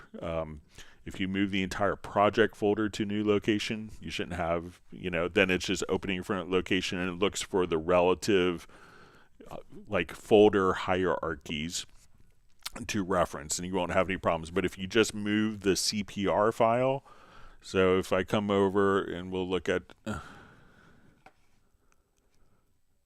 so like for a project,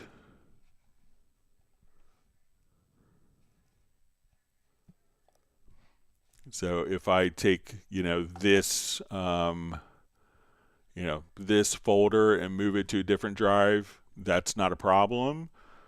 If I just take the project folder over, it's going to look for, it will probably ask you where the audio files folder is for you to kind of reference. So, but as you can see, when I come over here, we could say, okay, I want to go to this folder, and this has the project. This will have all of the audio files within that particular project, so that we have complete access to it.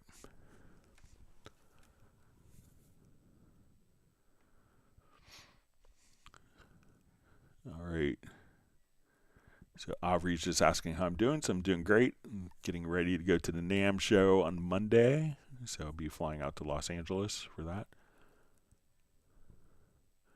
Michael Team says, smash the like button, keep the stream ongoing. Thanks, Greg, for all your work. And we appreciate you, Michael, for being such a loyal attendee and being so generous with your virtual ice cream distribution.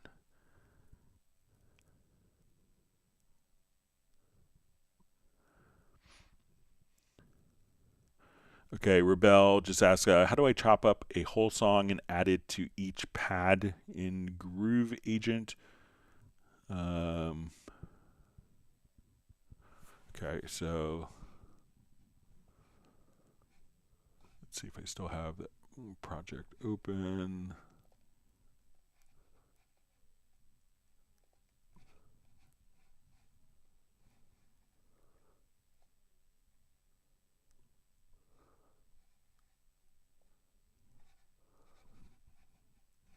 Okay.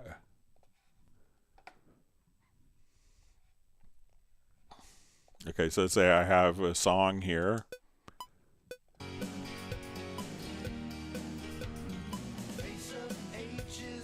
And let's say I want to, so let's open up a Groove Agent. So I'm not sure if you want like a whole 2-track mix.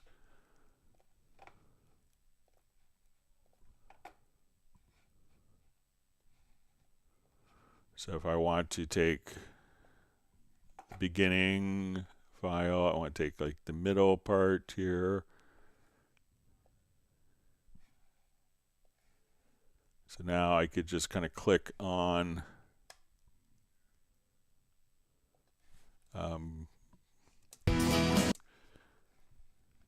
so let me just unsolo that.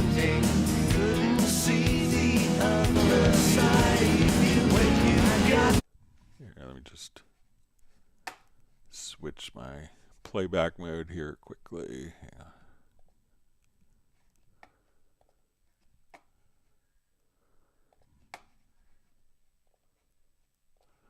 All right, so now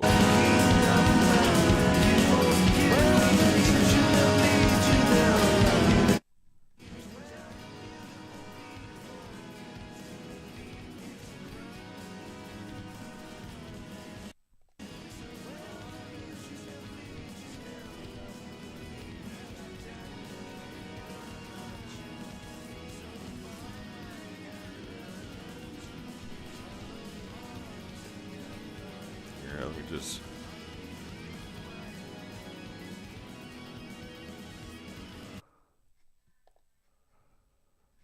all right, so let's say I want to, so I just kind of chopped up the audio here and drag this over. I'm going to put it into until release.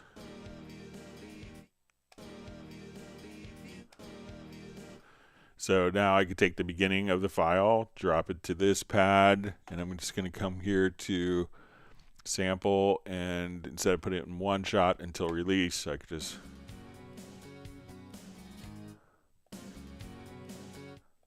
and then I want to go to different. And say I want to take the third part of this song. So it's the same audio file, but I cut it here on a project window, and so one shot where it'll just continuous play. I could now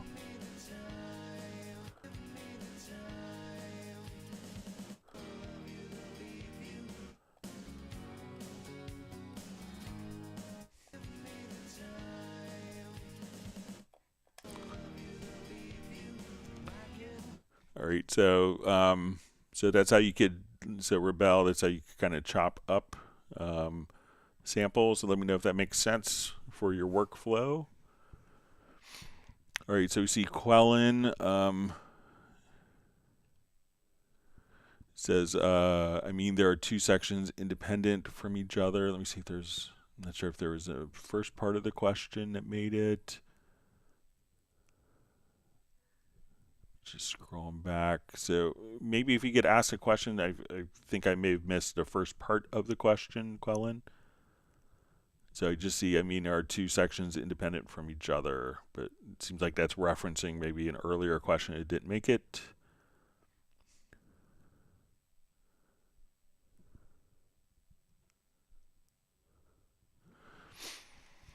All right, Sven Isaacson just says, thank you, Greg, for saving my license. It seems to have worked just fine. So yeah, it's a great time saver. So you can kind of put licenses different places and recover it afterwards. Okay, so G. Robinson just says, now that I see your Project Logical editor set up, I may have mine wrong. Now my question is, how did you auto-color the audio tracks that you placed in folders? So when I drop tracks into a folder, it doesn't automatically change the color. So you could manually do that, but sometimes people will set up, have very specific colors. I remember, doing a video with infected mushroom guys, and for them, kick is always this color, snare is always this color, clap is this color. So and bass is always this color, and it's very specific. So, placing those into a drum folder, we don't assume that you want to change the colors. So if you have something that's in a folder, like when we place tracks into folders, so let's say if we add a number of tracks, so we'll do new project here. And let's say all these tracks we'll add a number of tracks. All these tracks will assign to the same color. So now when I add these to a folder track, I think that the folder track will automatically assume the color. And there's some preferences with this. So if we come over here to preferences and we go to our user interface track and mix console channel colors, we could say use previous track color. So now when I think if I put these into a selected folder, the folder automatically contains the same color. But if I add a new track, that's not going to automatically, when a track is dragged in, it's not going to automatically assume the color of the folder tracks, as so many people treat those completely independently. So, and it's one of those things that moving something shouldn't change the color of it, just kind of a software design concept, which I think makes sense. Okay. Okay, G. Robinson says, my question is, in Cubase 14, the VST would have the top grayed out so you could see them to move them. In 14, the background is black, so the top of the VSTi makes it hard to see. So let's say if I open a VST instrument here, so let's say we'll just do it like a pad shop. All right, so when I do this, so I'm not sure if maybe you're running it in dark mode. So let's see and I know on Windows 11 it could run in dark mode. Let's say if I go to my system preferences and I switch my Mac to dark mode, so it could be the OS preferences that are here, but even with this, when it's in dark mode, I could still see from the gray. So, but, check to see, if it's a preference for your operating system that you told it to do that. And you could maybe not have it follow the, I think on Windows 11, you could have it not, there may be a preference in Cubase for it to follow dark mode or not. Okay, so Mark Polhuber just says, super thanks.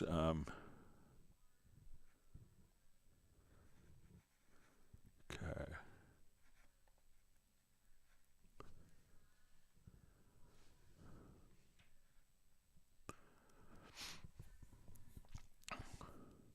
All right, Jason Sykes asks, question, is there a key command to open/close folder tracks? Thanks. Yeah, so if you come here, it's going to be under,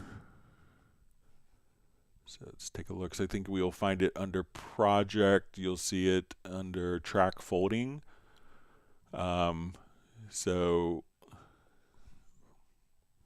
I probably created a key command to do it, but let's go to key commands, and you could just search in track folding.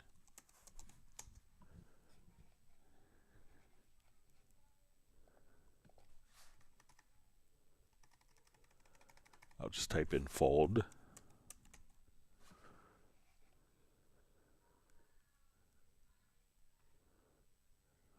So here you could toggle selected track. So if you want to assign or toggle tracks, so I think I may have just added that in. Let me just.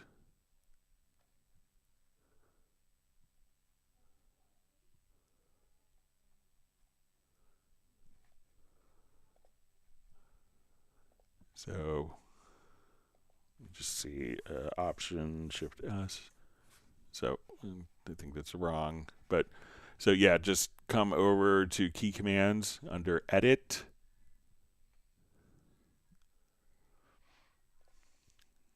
And then you'll see under, maybe under track folding,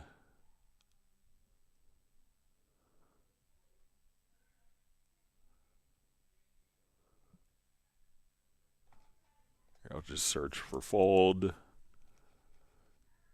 And under your project menu, so you could just folding toggle tracks. So I have Command Option Shift T, and that's probably one that I added. And it's the same key command to fold and unfold the tracks. So give that a try, Jason.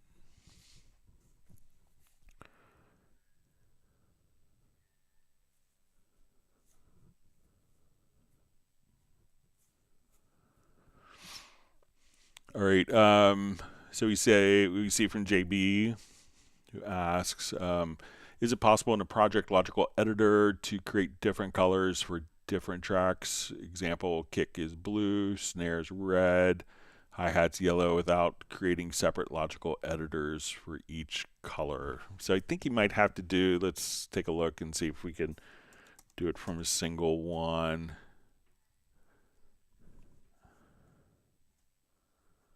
So say kick, snare, hat, overhead, L.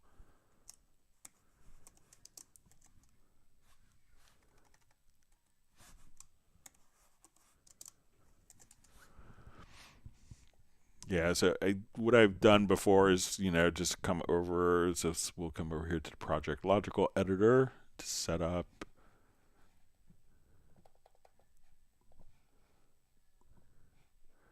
And we'll say,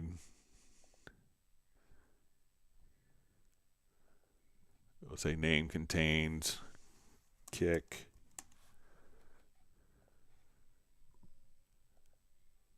Oh, sorry.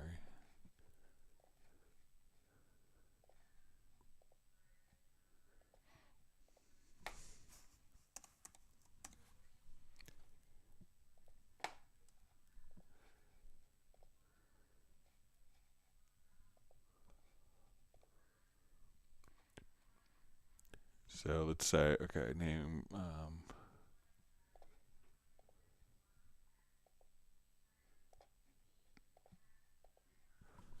let's say bass drum. All right, so now we could come over and we'll say set color to, okay, I want this to be color 3. So now we could come over. I want to make that or. So I think what we would have to do is to just save these different conditions. And then we could put these into a macro. So let's say, okay, kick color 3. So I'll save this as a preset.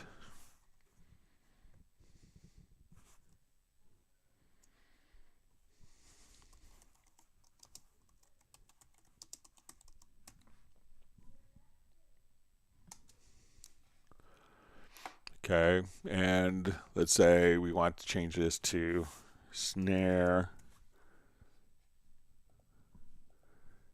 And we say SNR. We'll make this color 4. Save changes as a preset. right, so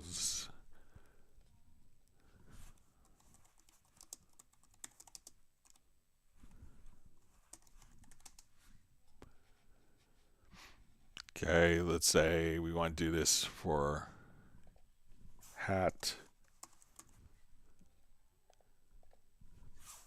hi-hat,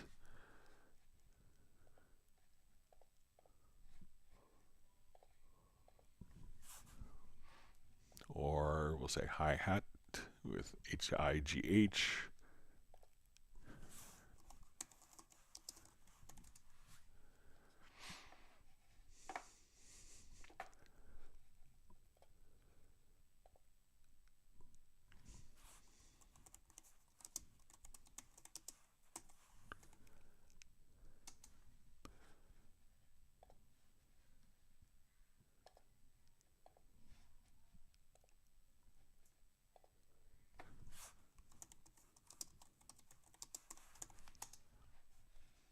So I'll replace that.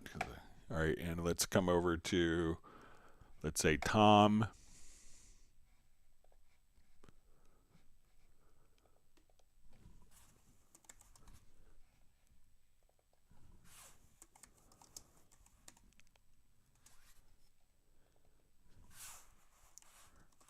So different derivations and spelling.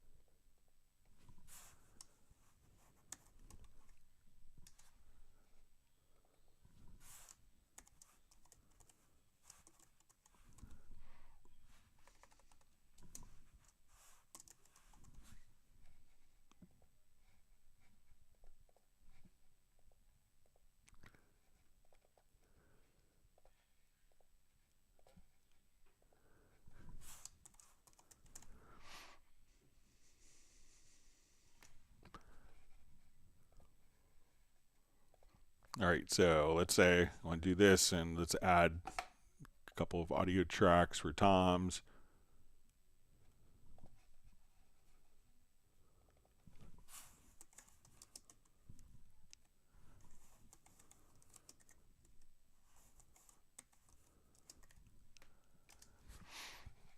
Okay, so I'm going to save this as our overheads.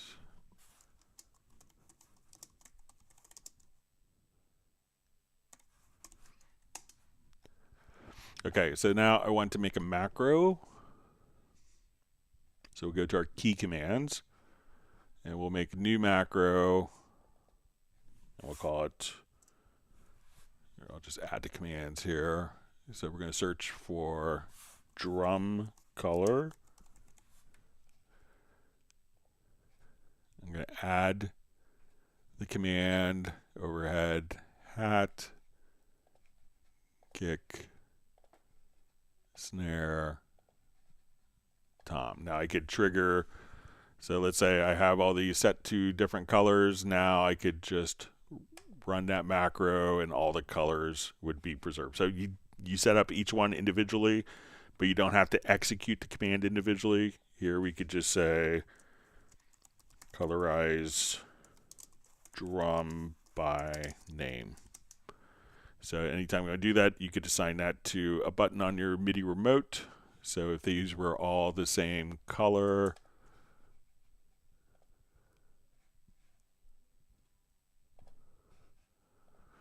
I could come over to my MIDI remote here.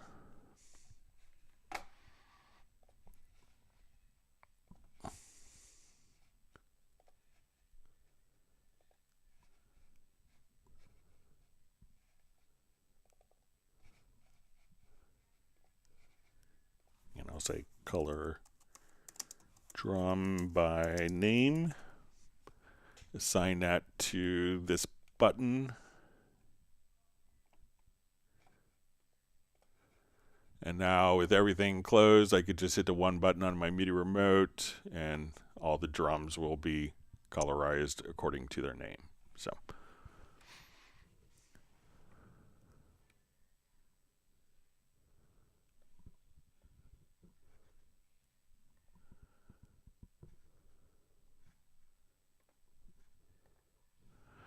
Okay. All right, Stacy Douglas asks, in quantizing, can you explain the difference between catch and safe ranges? I'm trying to humanize drum parts with this. All right, let's take a look.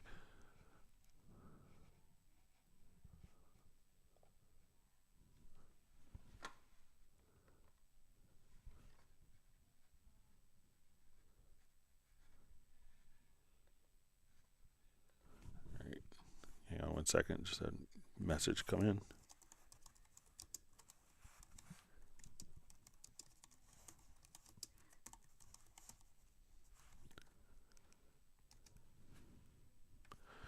Okay, so let's go ahead and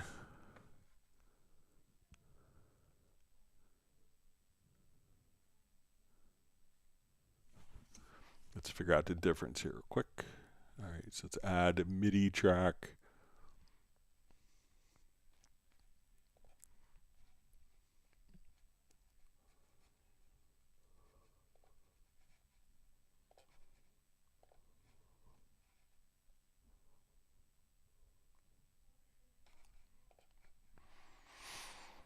Okay.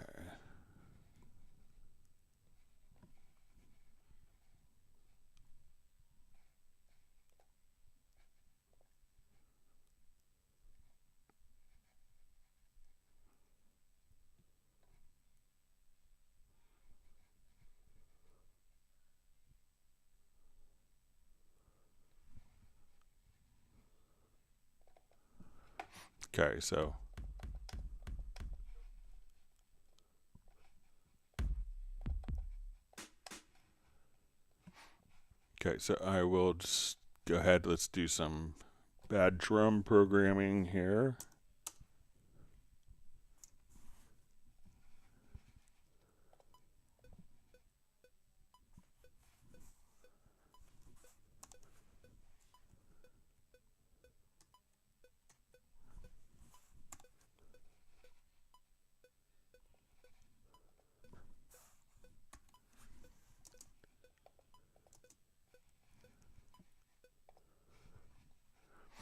All right, let's take a look at it here. Let me just, sorry, my MIDI controller isn't.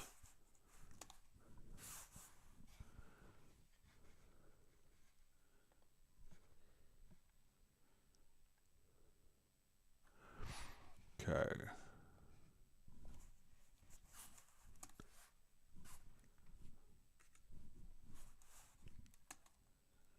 Let's see if I get my on-screen MIDI keyboard.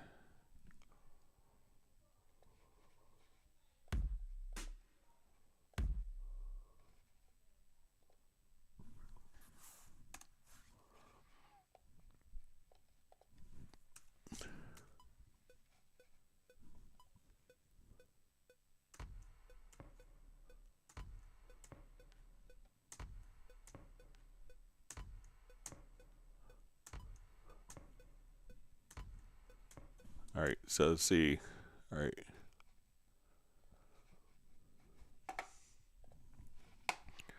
All right, so let's look at it in, let's say maybe the drum editor so we can see it on a grid a little more.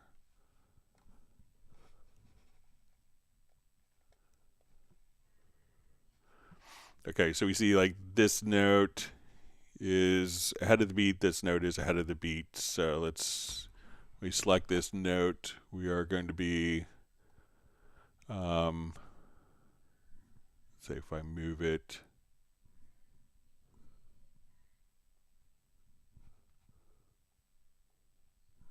I'm going to move this. So if we move it to 120 beats, we're going to be right on the beat here. So I'm going to move this 10 back. So let's go to our quantize panel. All right, so let's say our safe range is, I'm going to put 11 ticks. Okay, so now we see that this is 10 clicks early. So when I quantize, let's say to quarter notes, or we'll do 16th notes, we quantize We'll see if that moves it. All right, so let's say our safe range, let's set it to 9 ticks here.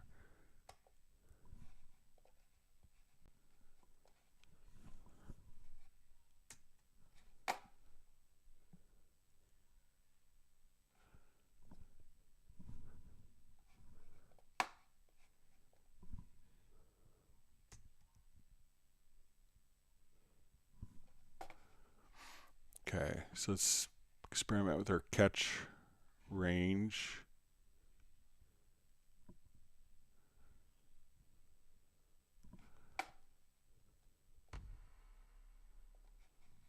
Okay, so let's say let me just make sure I don't have my virtual keyboard still open. Hang on.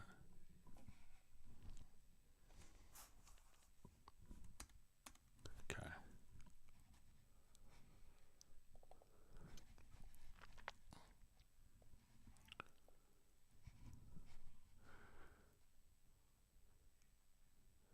All right, so right now I want to do this straight to 16th notes, and I'm going to turn off my IQ mode. All right, so we move this. All right, so I had kind of my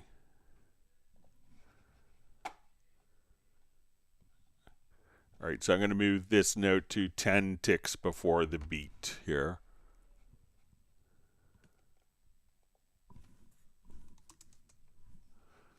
Okay, so we zoom in, and let's see if we do, like, our catch range is set to 12. We'll set it to 12, and then I quantize.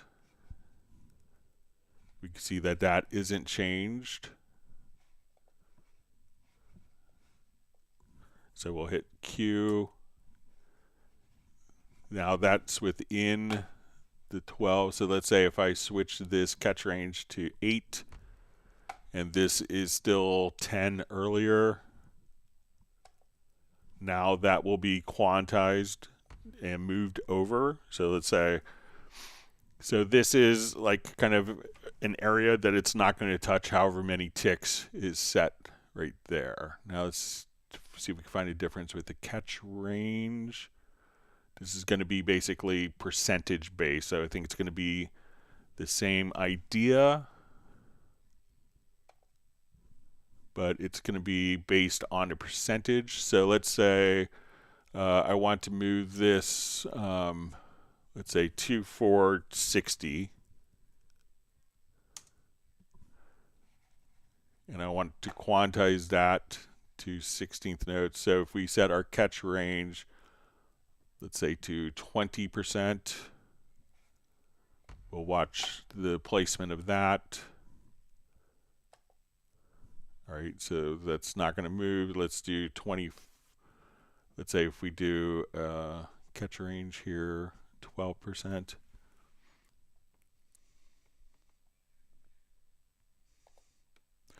So I think what the catch range is going to do is to like exclude the notes within a certain distance. So I think that's just like two different representations of that.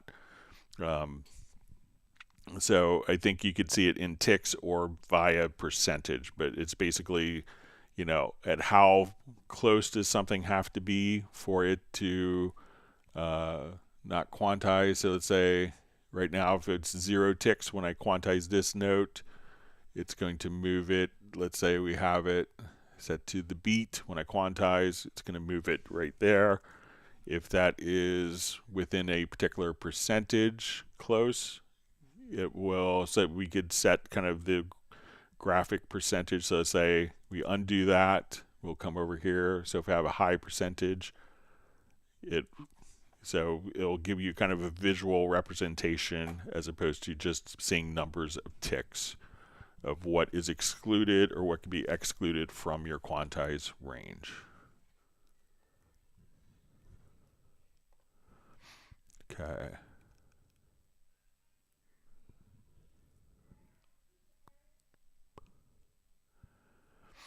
All right, so we have Vincent. Says, greetings, everyone.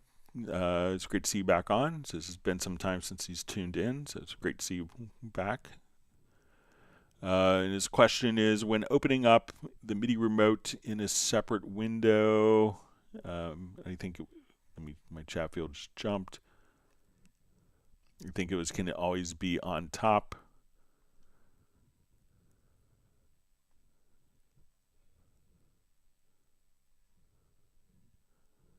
Okay, when opening the MIDI remote in a separate window, is it any way to make it stay on top? Okay, so we'll come over here to my MIDI remote. We'll open it in a separate window. So I'm inclined to say no, but let's take a look.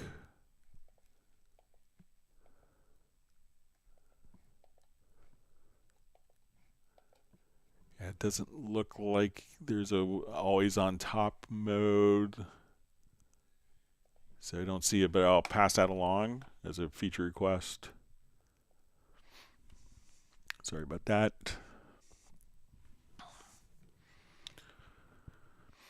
All right, so Daja asks a two-part question. What is the best way to organize projects within my project folder? Example, 1 subfolder for each project, and 2, when I rename a project, Cubase can't find my related sound files. All right, so, it could depend, it could depend on, like, if you're working with a project. So let's open up, I'll show kind of a project organization. So a lot of times what I will do is maintain one set of audio, like one audio folder, my auto saves, edits, and then I could have multiple project versions and still access all of the audio files, so that when I'm working on a particular project, I can choose to rename, to do a save as. If I do a save new version, it will just add a number to the project, and then we could save it in the same location. So what I would do is I wouldn't have separate subfolders, because I think that you could be unnecessarily creating duplicate files, duplicate audio files, which doesn't do anyone any good. So I think that as you're working, I would keep all of the audio files for a particular project. If it's, if the project is going to be like an album, I may put all the albums in all the songs on an album project in an album as subfolders within the album project. But if you have kind of like variations, like, okay, this is a remix, this is, without vocals, this is with the vocals, comped down, this is with all the bare vocal tracks, I would keep the same audio files folder and just do a save as and incrementally name the project, so that you don't have 10 gigabytes of information when you really are only using 1 gigabyte, let's say.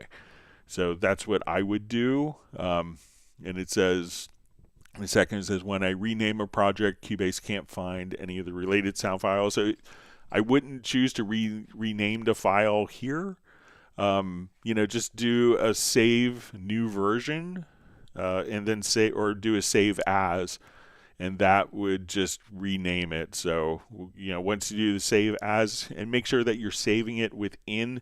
So if you do a save as, you could save it to a different location. So you want to make sure when you do a save as that it's actually going into the correct folder. If it's being sent to a different folder, it's going to look for audio files and it's going to look for files in an audio folder at the same level as the project.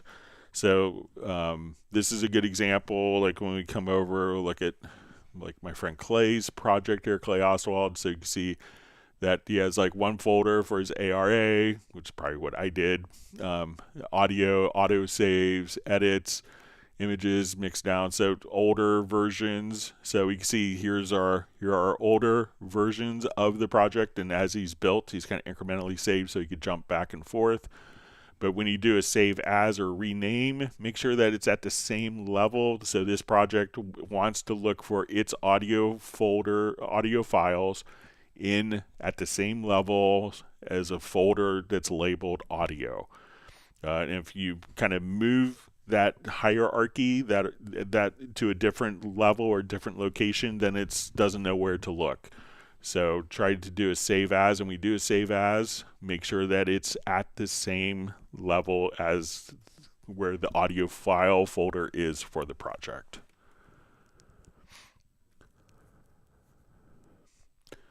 All right, so we see Da Vinci Girl. So Daniela, it's great to see you on. Happy New Year. And it says here, using today on Atari ST. There are some questions. Other guys that have experience. So yep, I still have 2 Atari computers. So I have a Mega 4 ST and a Falcon. All right, great to see Capped Energy Music. And Stephen Butler just says, invaluable advice, thank you. Plus, lyrics as markers, genius. So, all right, Capped Energy Music says, just wants to wish me a happy NAMM 2025. I'm really looking forward to it. Unfortunately, going via the web only this year. Hopefully going IRL next year, and we'll see you there. So yeah, anyone that's going to NAMM show, anyone who's going to be at the NAMM show, please stop by the Yamaha booth in the Pro Audio section. I'll be there. And my colleague John Barron, who will be showcasing Dorco there as well. All right. Wonderful to see Pertti Komenen checking in from Finland.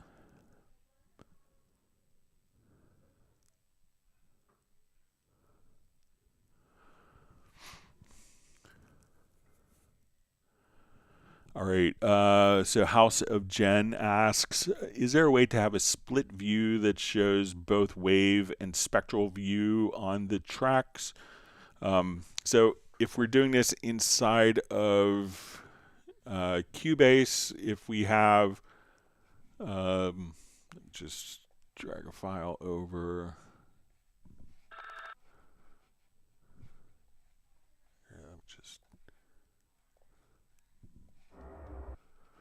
Okay, so if we want to see kind of the wave view here, you know, what you could see.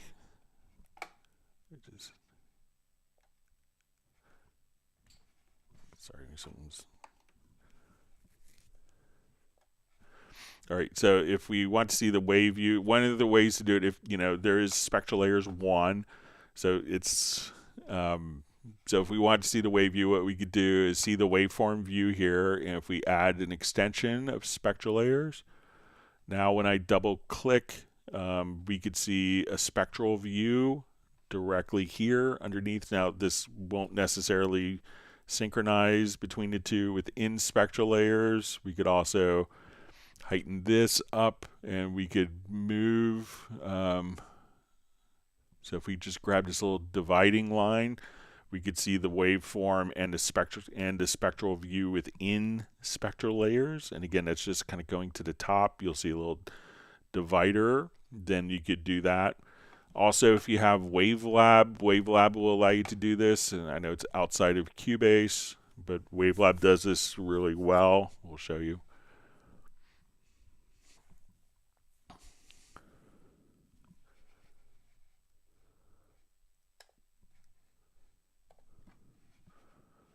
So if we want to come over here, we could say, okay, I want to see. So we could have an upper area here. We could have a spectrogram, or come over and see waveform here, or spectrogram and waveform here, or rainbow waveform, so that we could actually kind of see like prominent frequencies as well. So so a couple different approaches in Wavelab, but if you want to do it in Cubase, you would have to run it via SpectraLayers, and you can do it with SpectraLayers 1, which is included with your Cubase license as well. So,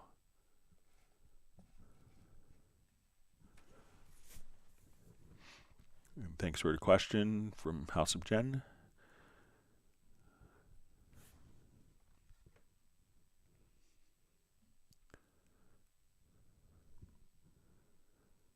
All right, so we see Nick has joined on just to whack the like buttons, wishing everyone good time at NAMM.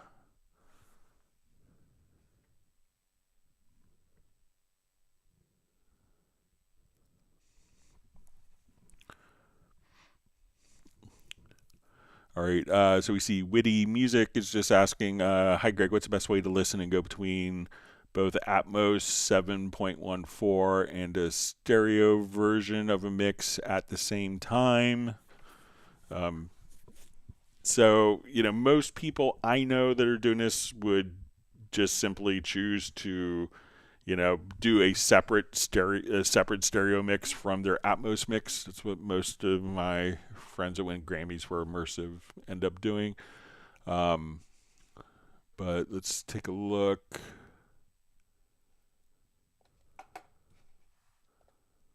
So if you have headphones on, you may hear this in binaural. So say, okay, so you may hear the guitar kind of spinning around.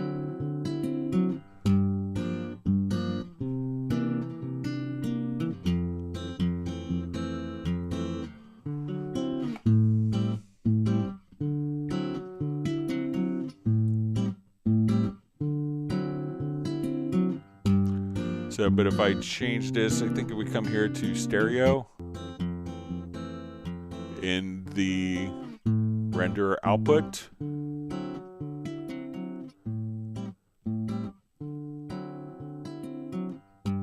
here we could just, so now we could listen to this binaurally, where we get more of the 360-degree sphere, or just listen to it in stereo direct. So try that in the Atmos renderer plugin.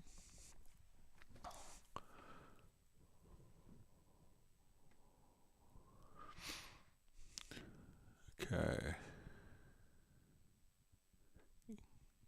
And, some people will also just come over to, if you go to another method, if you're doing more kind of channel based, is we could go to your setup sections and let's see.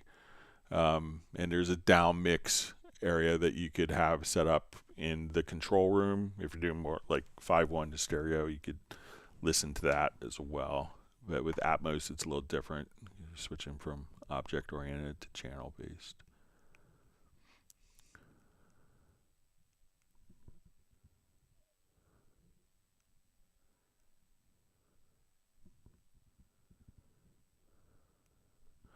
All right, so we have Plention joining us.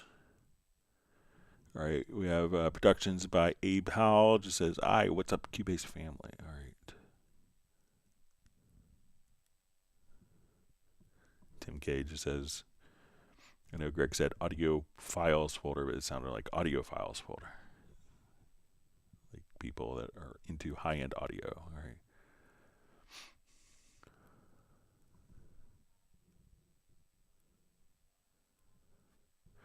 All right, so Plention asks, hi Greg, if I copy a project to a hard drive and work on it on another PC and then send the CPR file back to the original project PC, will it update the mixing and edits I did, even if I did this many times?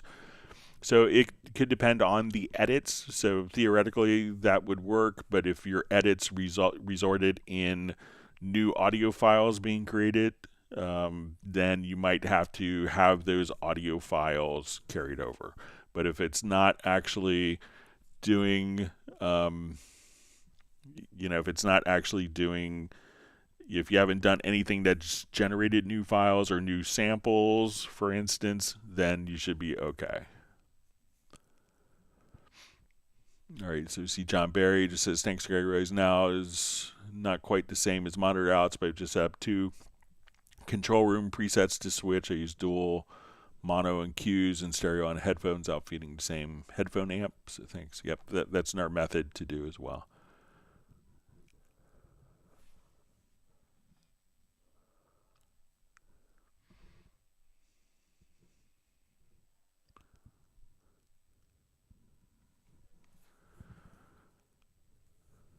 All right, John Patterson Music just says, hi Greg, is there a new setting in version 14 that prevents the computer from sleeping? Since updating, if I leave Cubase open, my Mac will not enter sleep mode even after an extended period of time. So I don't think there's any particular preference that allows you that is set up to prevent it from going into sleep mode, but it's maybe, you know, if there's disk activity, but there's nothing in Cubase to do that. On the Windows platform, we have a way of having a special power scheme so that we could utilize all the power of the CPU instead of throttling it to save like laptop battery life, but there's no equivalent on the Mac platform.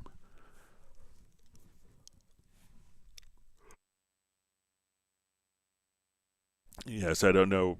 I don't think there's anything in Cubase. Maybe it's some other function that is preventing your Mac from going into sleep mode. All right, great to see Randy Lee and Nick Saya on. Randy from Texas and Nick, I believe, is in northern New Jersey, outside New York. All right, Mark Rabin is back from his errands. Great to have you on. Everyone give a big woof to his dog Stella.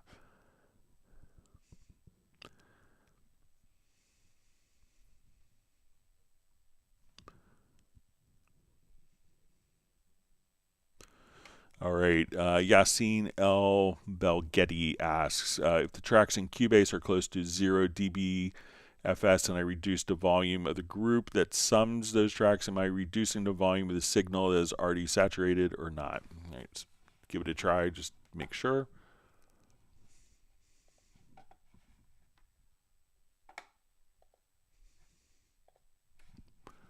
And it could be like if you're sending it as pre-fader or post-fader, so we'll take a look. All right.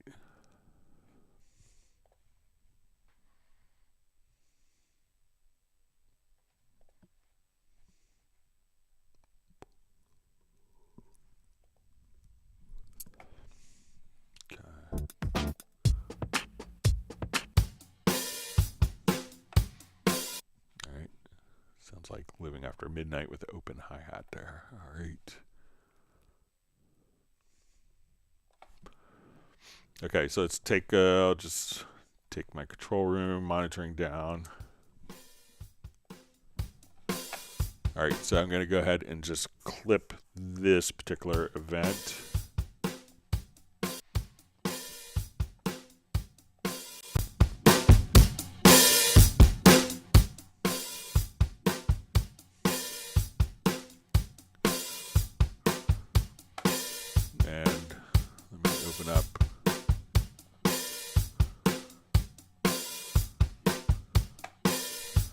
Some more gain here.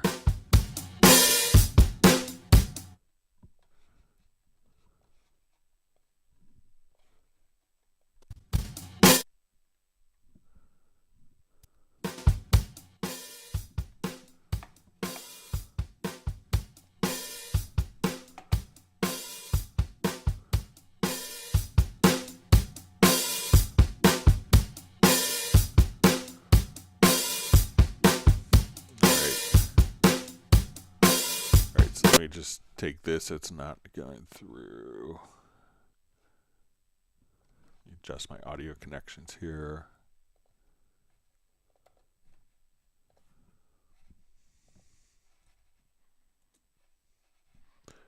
Okay, so we can see that this is clipping pretty well here.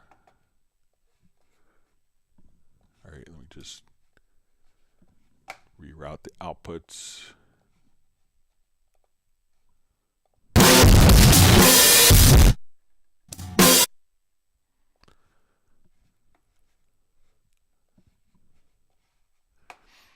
Okay, so let's see if I could just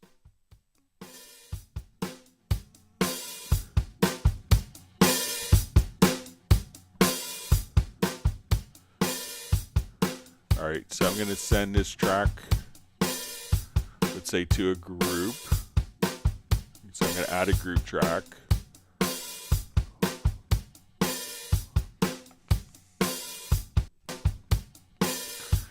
All right, so I'm going to take this drum loop here and let's route it out.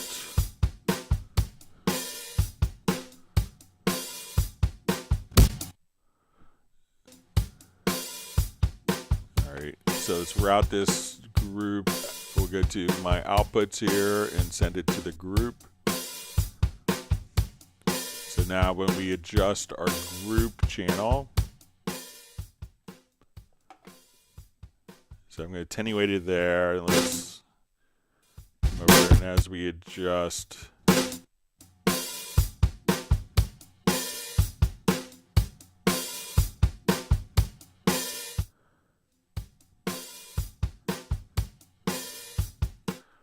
just see if I could, I'll just take a different approach to this so I could get more reasonable control room volume. Hang on, let me just apply.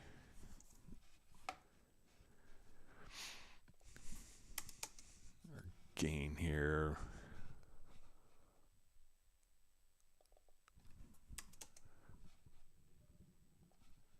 All right, so I'm going to take this and let's just take this approach here.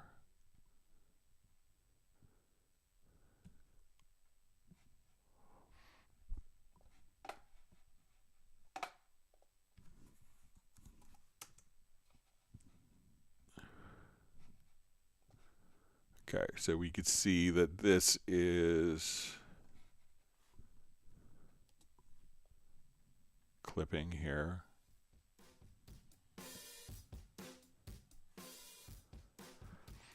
But let's see if I could, so now if we send this to our, this track is still clipping, but let me see if I could artificially add gain before doing that. So let's say, I'll just try a couple of volume plugins here, just so we can do this correctly.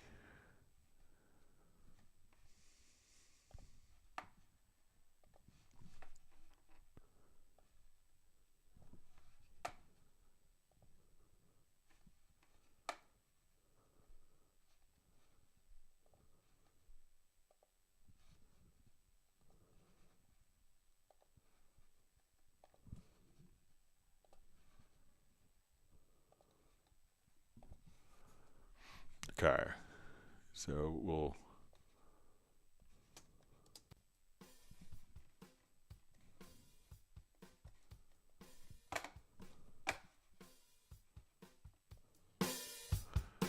okay, so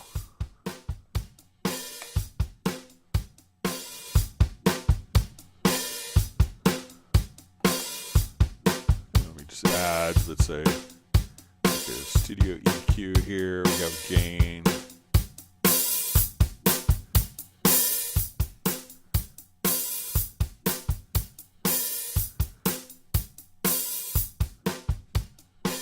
I think we could just come over here, let's add.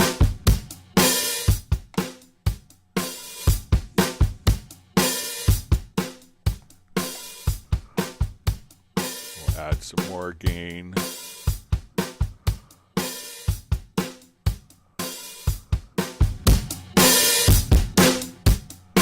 All right, so this is, as we hear,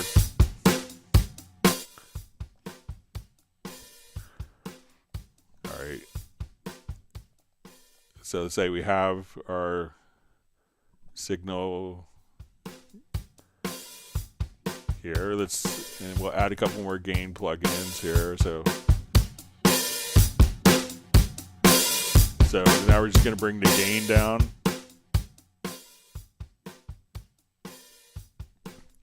So it's still clipping here at this point. Let me just introduce. So even as you adjust the gain down, if the original source signal is clipping, we could attenuate it, but it's that clipping signal that's still feeding it. And we're feeding it now, this track.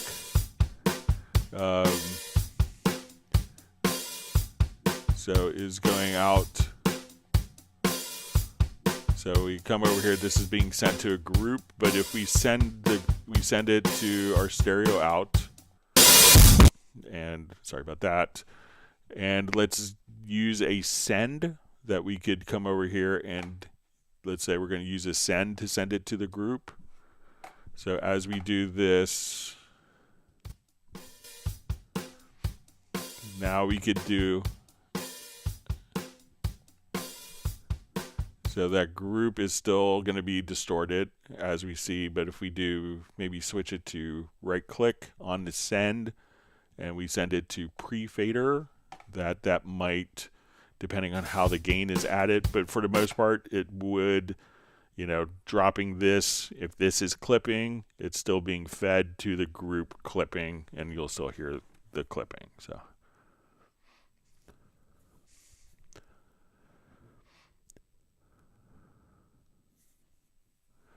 all right, Xerix asks, hey Greg, can you assign a key command for insert a plugin, for example, Shift plus F is frequency, Shift plus I, compressor, etc. So currently we can't load up a specific plugin or a track preset with a key command. I've asked for it and I'll continue to ask for that feature as well, but sometimes the key commands may change if you have, you know, and it could be tricky if you have plugins that have the same name by different manufacturers.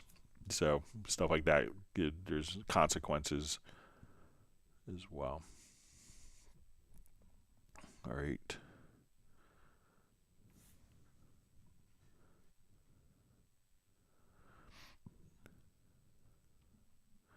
All right, so we see Mark Rabin has cold hurricane winds. All right.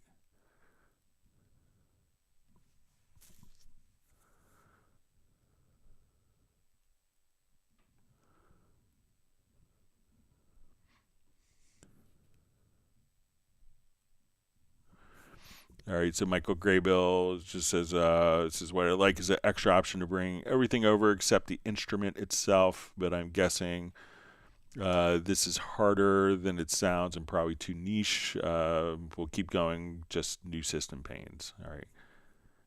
Spend more time looking for a faster way in the future. All right. Yeah, I'll play around with it some more over the weekend if you want to send me like an email reminder to clubcubase@steinberg.de.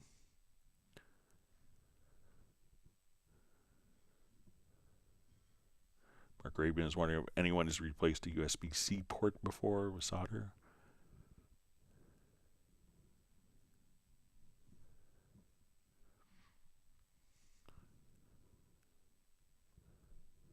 All right, wonderful to see Gareth Kitch on from Bilbao, Spain. Thanks for joining us. Hope you're well. All right, Uno Memento wants everyone to donate 100, if we get up to 100 likes. All right.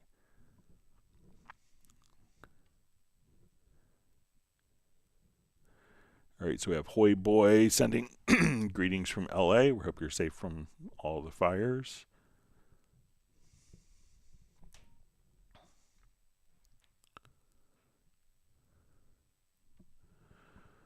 All right, so we see Hoy Boy just says, is there a key command to copy all MIDI CC data from a region and paste it to another region? All right, so let's say.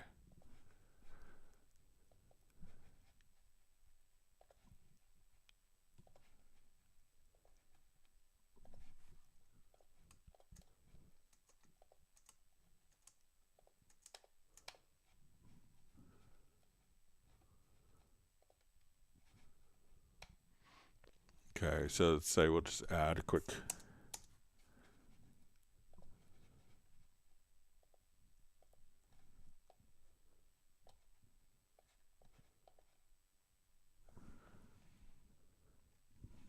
Okay, so let's say I have MIDI notes here. And just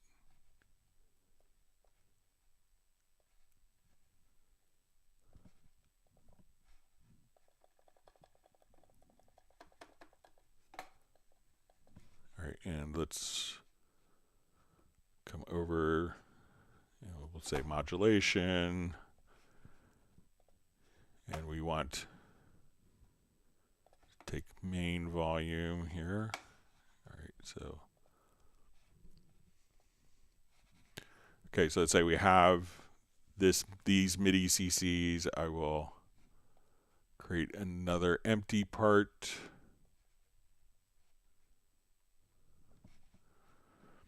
Okay, so I think let's see if we could select.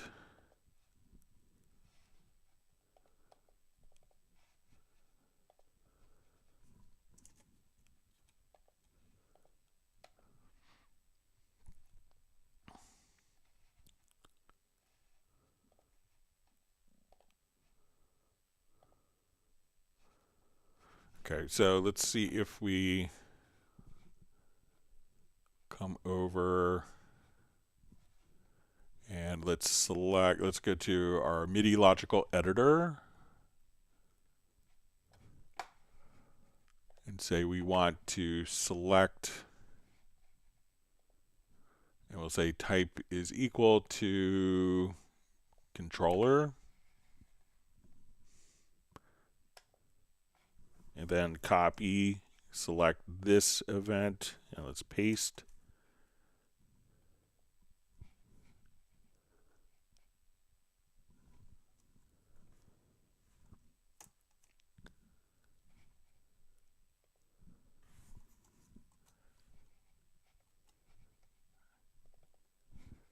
All right, let me just see if we could.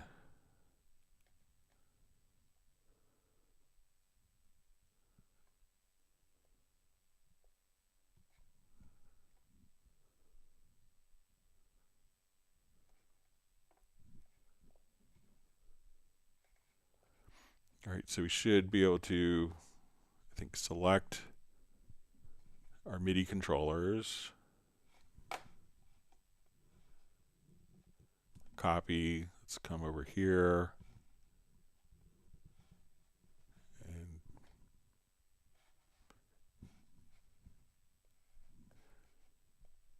think that that would work. Let me just look in the list editor.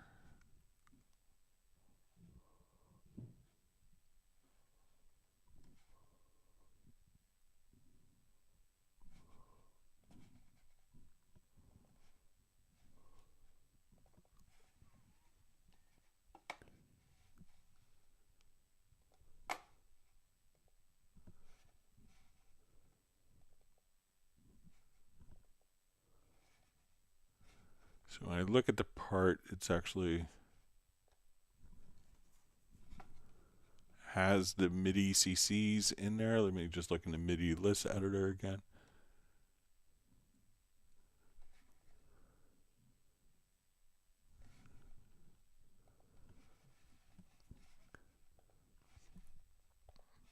So let's say if I come here, I think I could copy this, come here and paste. So yeah, that's another way of doing it, so that will work for all. So if you want, so let's come over here and go to the controller lanes and just right click in the controller lanes, copy, and right click, paste. So let's do it one more time. So copy.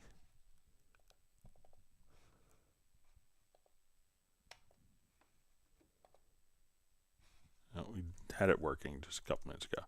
So yeah, but just try copy and paste. Let's try it one more time here.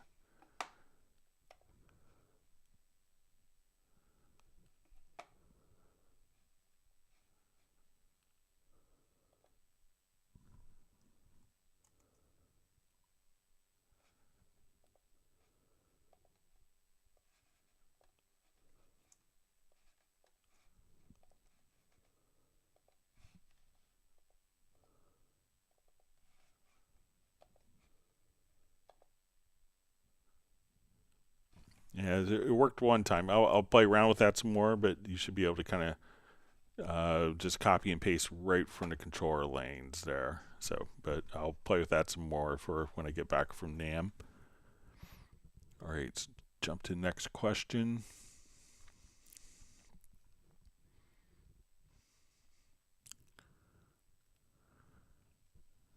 According to Gareth, I'm notable. All right. All right, great to see Gerald Ely on. Hope you're doing well.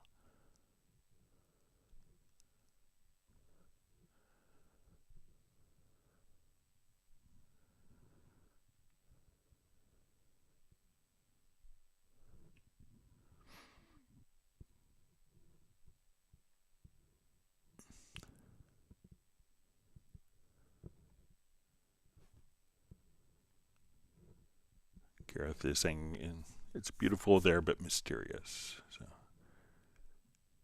maybe it's the live stream, not Bilbao. All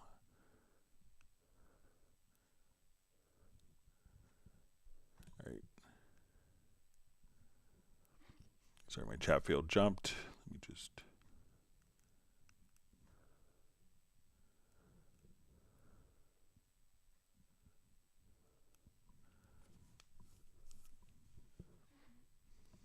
All right, so I'm back in the area where it was.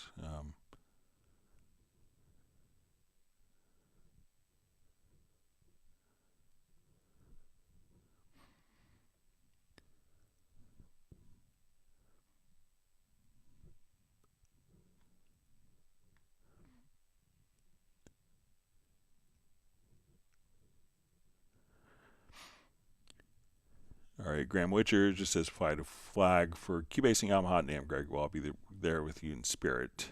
Yeah. Well, if anyone's out, please come on out.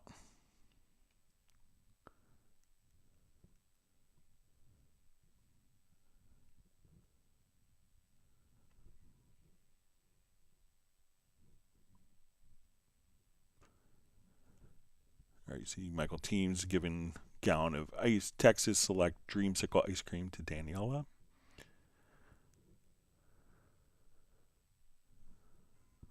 All right.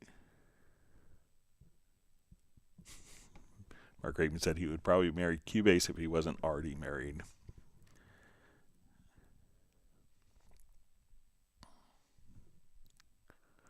All right, so we see Freddie Causey II asked, I'm curious, how do you change the color of each track?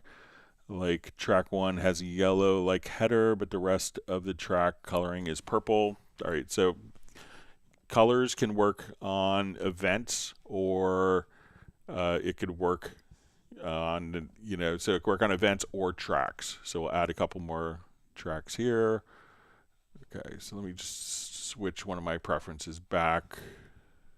I always like use previous track color +1. All right, so now if I want to take these particular tracks here and I want to change the color to green, I could have the track be a particular color, and then I could have the events be different colors. So maybe I want my verse to be green and I want the chorus to be more yellow.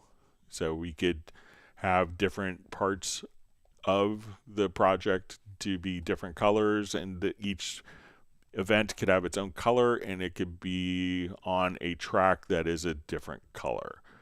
So depending on kind of whatever you have selected. So right now if I go to the color tool, I could just grab my alter option key and I could change the channel color and have independent event colors that are on that particular track. So, and now if I want to add audio tracks, I change the preference so that when I add tracks, it's going to go to the previous track color and automatically update it. So we can see that as I add this new audio track, that it's automatically changed and incremented the color. So let me know if that's helpful for you, Freddie.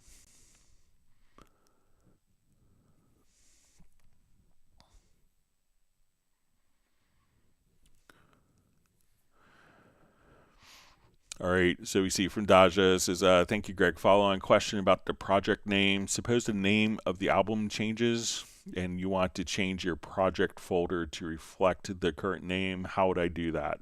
So you could change the project name, but what I would do, and there's always going to be a chance if you have, folders and subfolders, just be very careful that I always will advise everyone to have an independent folder for each project. And, it's really, what's crucial is not like a master folder, but the relationship between, we'll look at it here in the Finder window. We'll just, what's crucial is going to be the relationship of the project file to the audio files folder. So when we come over here,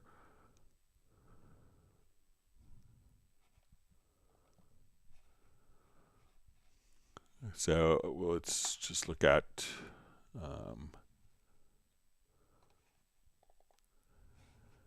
so, as long as these two are okay and that relationship hasn't changed, you're going to be okay. It's just when you open this, it's going to look for the audio files folder at that same level.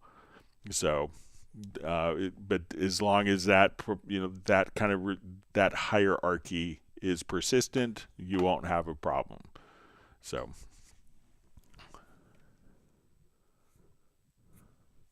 All right, wonderful to see Michael Marshall checking in from Somerset in UK. Glad you can make it today. See Cornell Hegedus or Hegedus says the more I use Cubase, the more I appreciate it, and I've been using it for 13 years. There's a lot of really detailed planning goes on for it. There's a lot of really smart German people make me look good every day.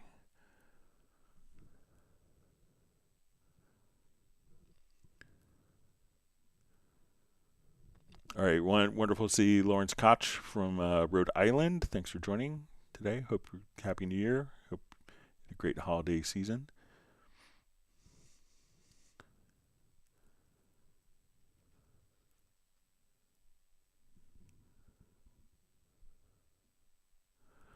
All right, Bratman Studio says, does Wavelab open Cubase projects / files natively? So it doesn't, but what you can do is kind of work between the two programs. So let's say I want to come over and just have a quick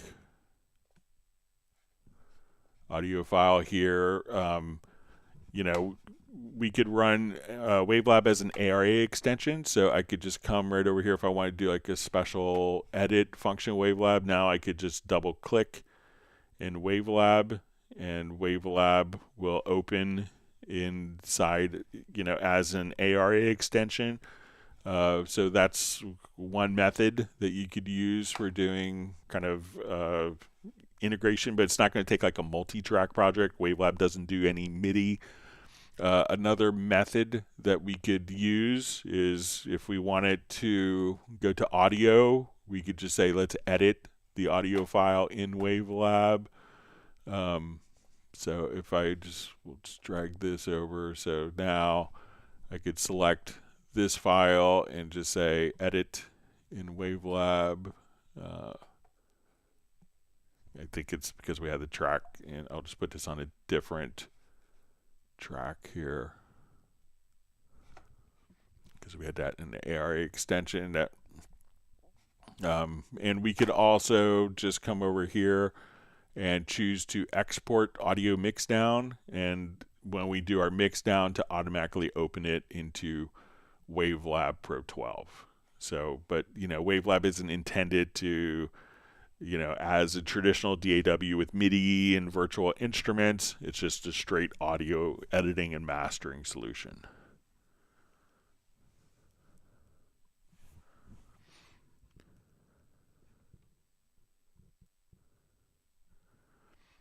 All right.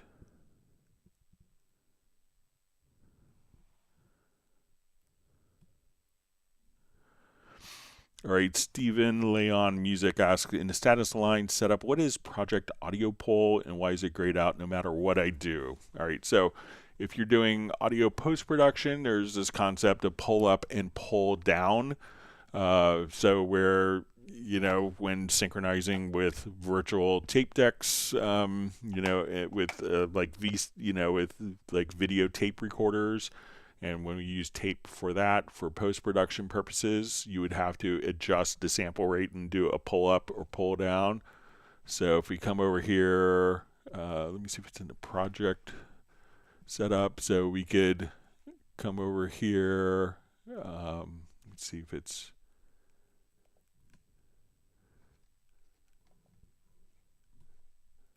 in the frame rate or if it's going to be in.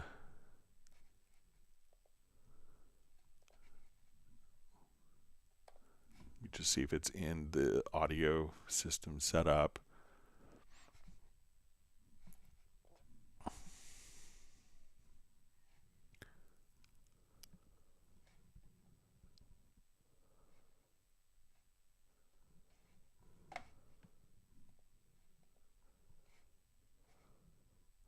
but it's going to be like for mostly post-production elements. And let me just, I thought it was in maybe the project, maybe just look into synchronization.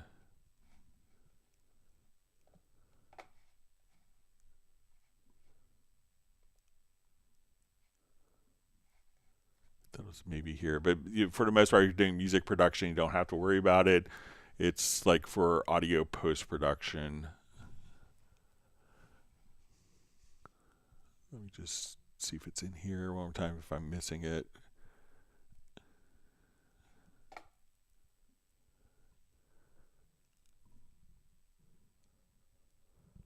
But it basically just alters the sample rate to match. Let me just, it's not the pan law.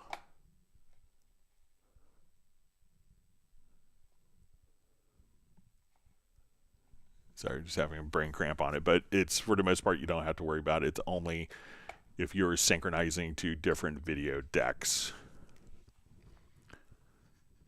All right.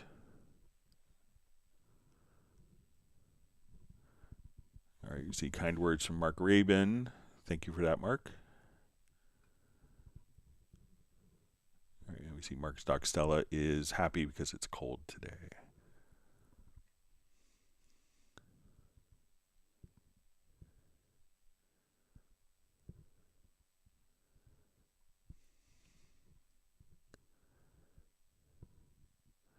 All right, Paul Claypool just says, can I link Cubase with Ableton?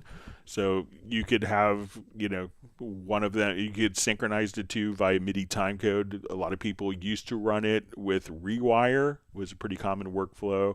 And then Reason Software or Propeller Heads, I think they changed their name, have decided to not continue to develop Rewire. So there's no like Rewire link, but you could do traditional MIDI timecode synchronization.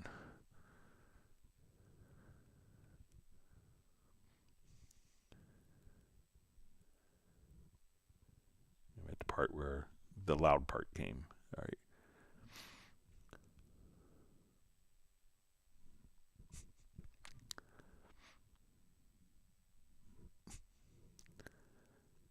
Okay. All right.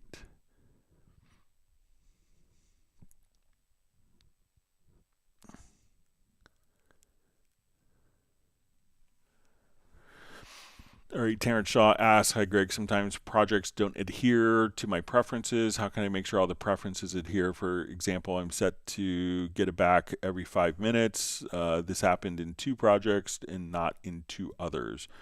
So some of the, like with the save settings, it doesn't save every 5 minutes if there's no changes. So sometimes, like, you know, I had a guy who was like very adamant. He sat there for an hour and didn't do anything, and there was no auto saves done, because if there's nothing that's changed in the duration time set in the preferences, and this preference is set in the general area, so we go to your preferences or settings, we can now just come over and we'll see that the auto save. So if you don't see the expected number of saves, if you just left the program open, it's not going to save if there's no new changes. There's no need to.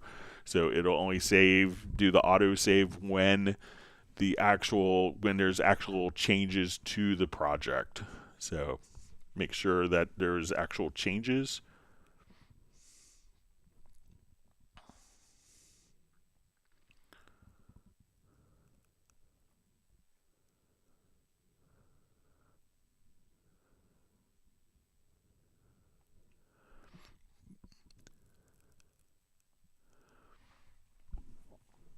All right, Terrence Shaw asks, when I drag audio into a session, does it copy the file and link to my audio folder as per my import preferences? So yes.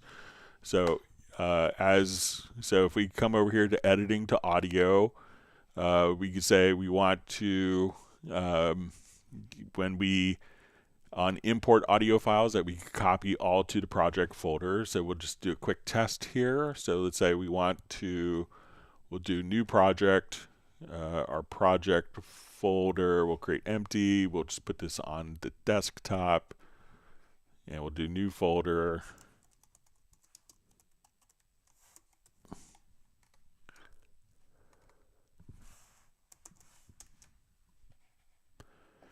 Okay, so right now there's, if we go to that folder on our desktop,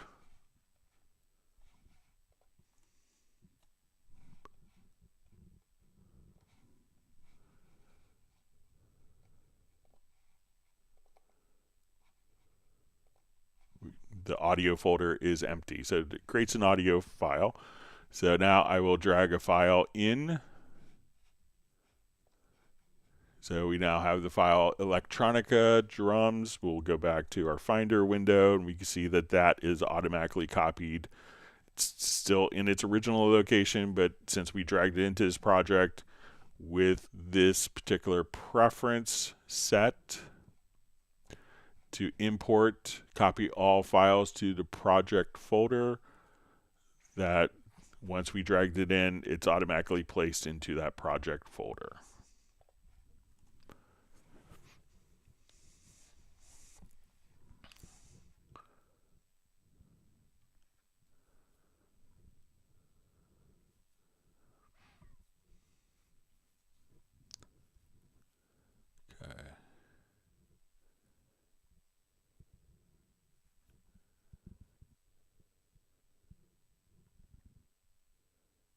Seems like Jazz, you got to see all the cool concerts in a day. Pink Floyd and Uriah Heep, Rory Gallagher, Fleetwood Mac in 1971.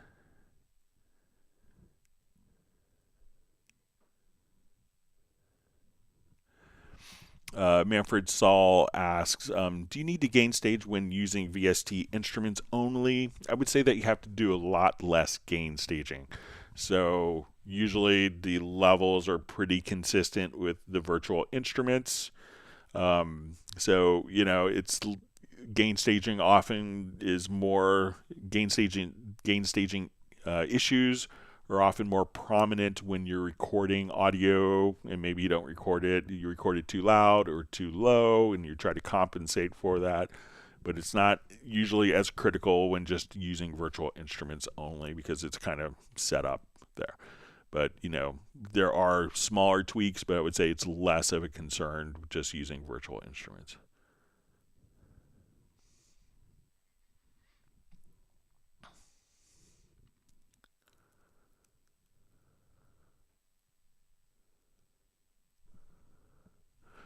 All right, so we see Kevin Liker says, please bring back offline export update display. Cursor moves with export like previous versions. This got broken in Cubase 14. All right, let's take a quick look.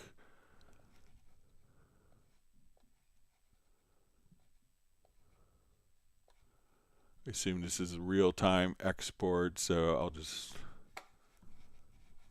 make sure that this volume is down here. All right.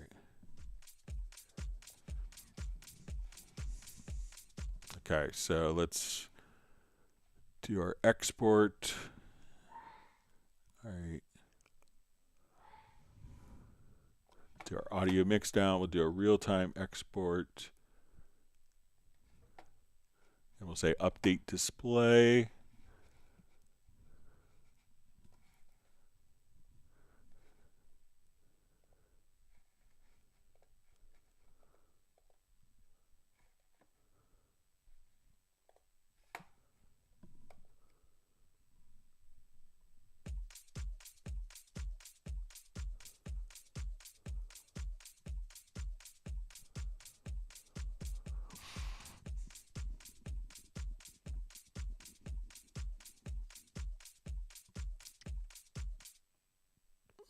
Right now have our audio file, so we could, so that seems like it worked for me. Let me know if that was different than other versions, but again, I just went to my file to export audio mix down. I made sure that real-time export and update display were checked, but let me know if I did something differently than you did, Kevin.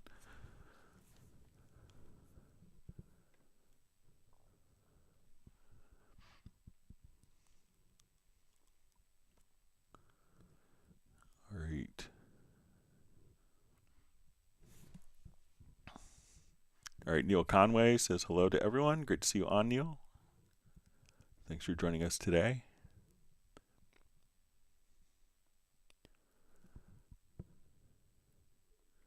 All All right, we see Peter from Montreal, just happy with Michael Team's ice cream donation.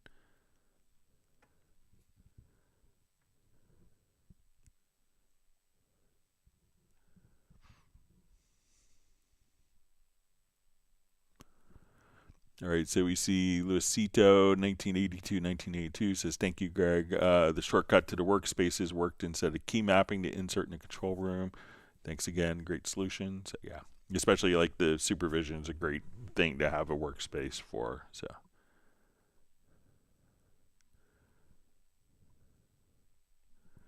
Let's see, FlyV says he stayed with Cubase from the start. He tried Pro Tools as well, but preferred Cubase. Great to have you on, Vince. Tireman Guitar says he loves the spectral editing in WaveLab.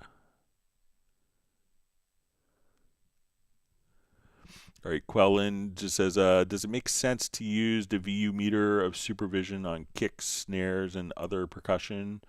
So yeah, certainly. Lots of people will do it, so let's just jump to a quick project here. So, some people will put it on every single track. And now, we have the ability to like open dedicated inserts. So if we come over, let's get to my MIDI remote. I think I unplugged it here. All right, so we'll make this, I think if I come over here that we could,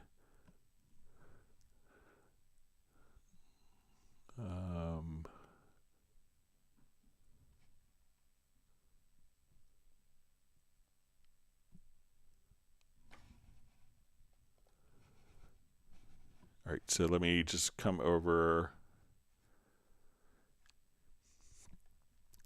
and say, let's go to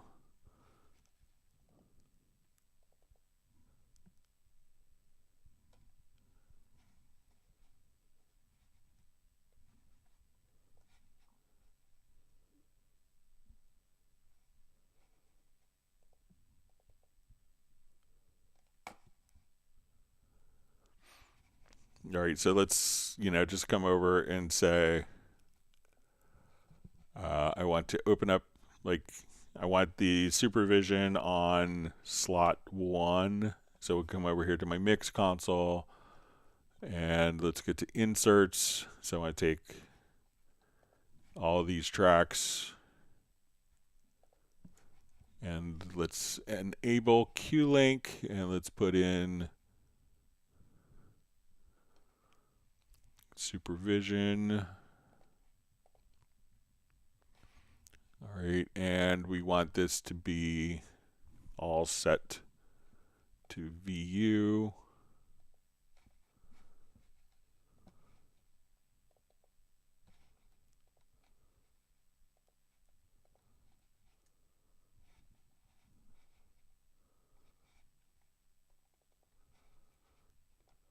So if we want, we could now just kind of come over .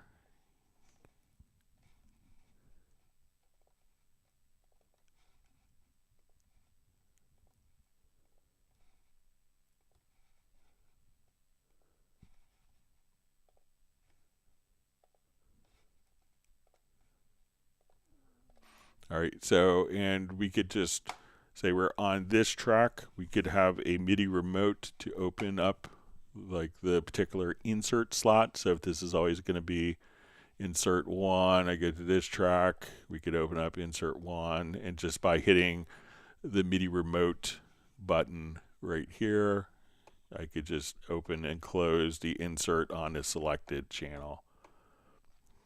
So come right over here. So if I want to switch that one to VU meter. So as we're playing, I could just say, okay, let's come here.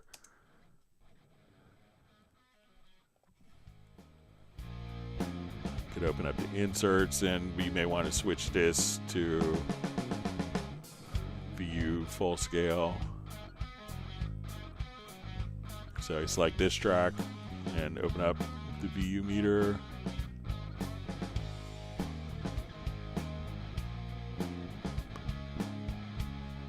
if you want to do this on the master bus.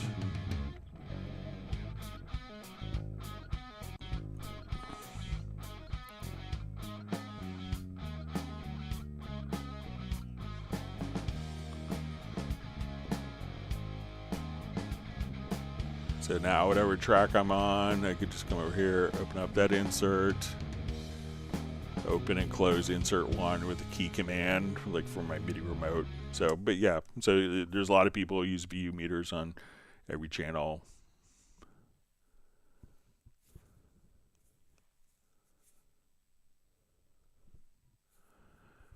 All right, so we see Mark Rabin just says an English solo album of Steinberg recorded in the mid-'80s remains unpublished. Wikipedia Steinberg, so is that Charlie Steinberg? Yeah. So it's interesting because like the two founders of the company, you know, which were Charlie Steinberg and Manfred Rürup. You know, Charlie was, I think, the original sound engineer for Manfred's band, and Manfred was like one of the hot session keyboard players in Germany, in Hamburg, in kind of the Hamburg music scene. So they used to work together and said, oh, you know, we could make sessions faster. And they made Cubase.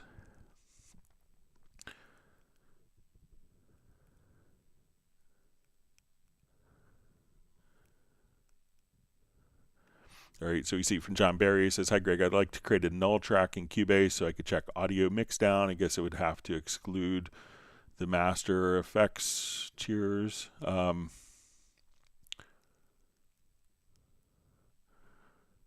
right.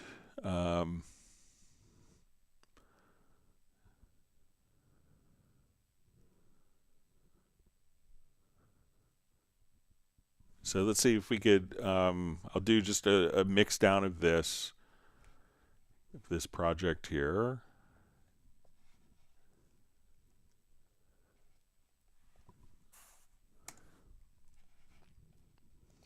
And let's see if we could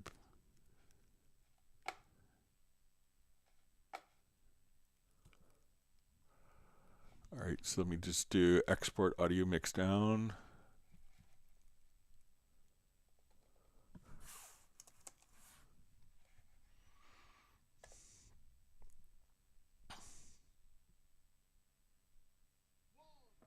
Let me just take out a real time. Sorry about that.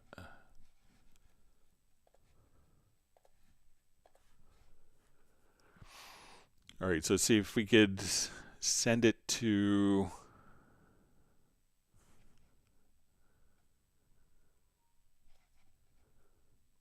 All right, and I'm not going to make it mono. Sorry. Earlier settings still persevere.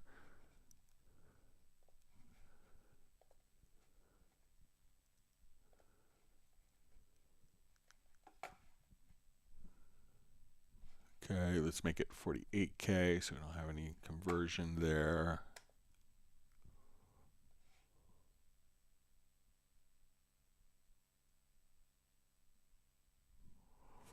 All right, so a lot of times what I would do is just come over. So let's say we have our mix here.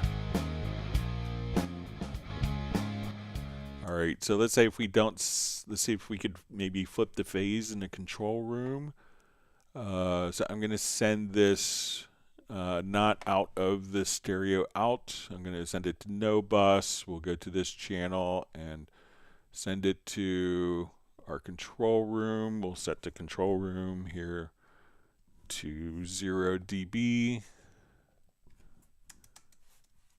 All right, so now when we play, we do.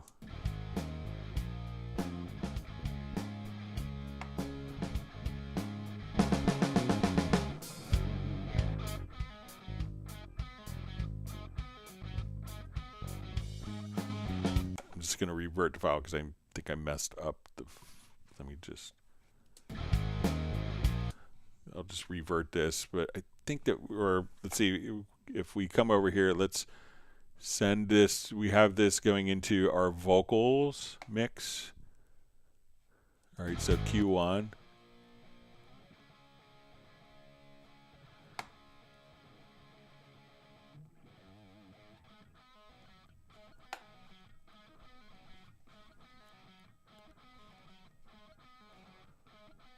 All right, let me go here to the correct instrument.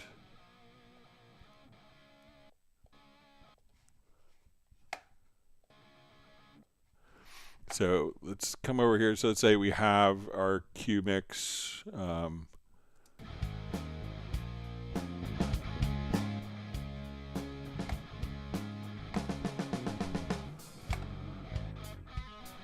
again, this track, I don't want it going out. I think I may have set the wrong track, so send that to the stereo out. And our mix down track, I want to send this to no bus. And this is the track I want going to my Q mix at 0 dB. And let me go back to this track and we'll turn off the Q mix. Okay, this will probably make more sense now. All right. So this particular track is only going through Q mix 1.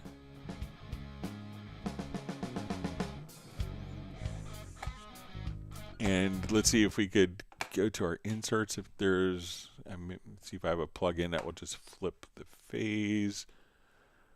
Let me just try tools here. My son just came home from school. Let me say hi to him real quick. Hang on.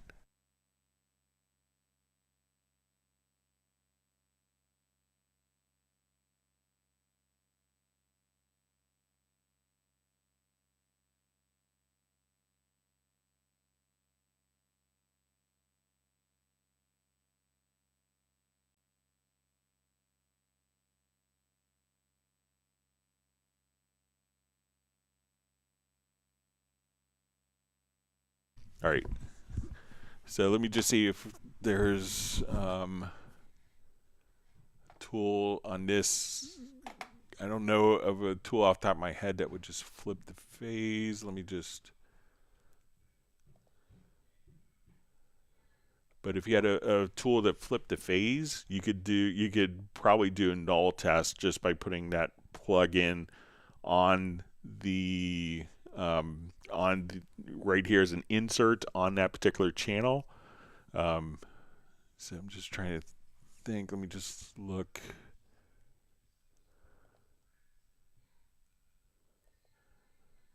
Because we just kind of do it in real time. Hang on a second. My son has something. But I think if we get a plugin to flip the phase, that you'd be okay. All right, I'll be right back. Let me help my son.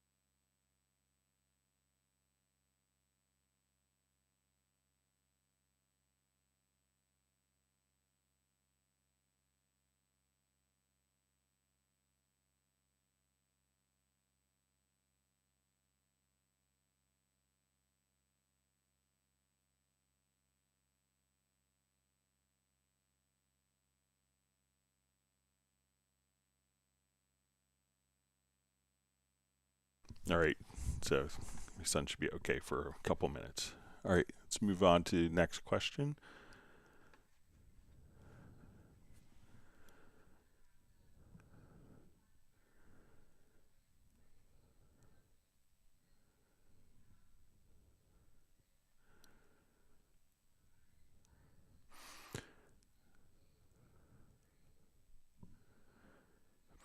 All right, so JB's asking, is it possible to view Cubase plugins in Plugin Doctor? I can see my third-party plugins, but not Steinberg's. I think that the plugins are kind of tied directly to the application, and that's why they're not able to be opened in others. So I think that's why it's not going to be able to be opened in Plugin Doctor.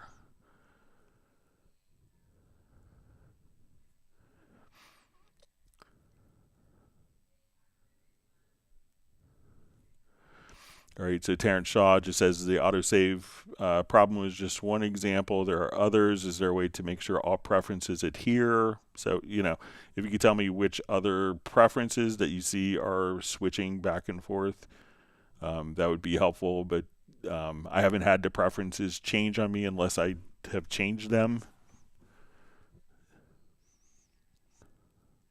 So, but if you have like a specific preference that you notice is not adhering, let me know.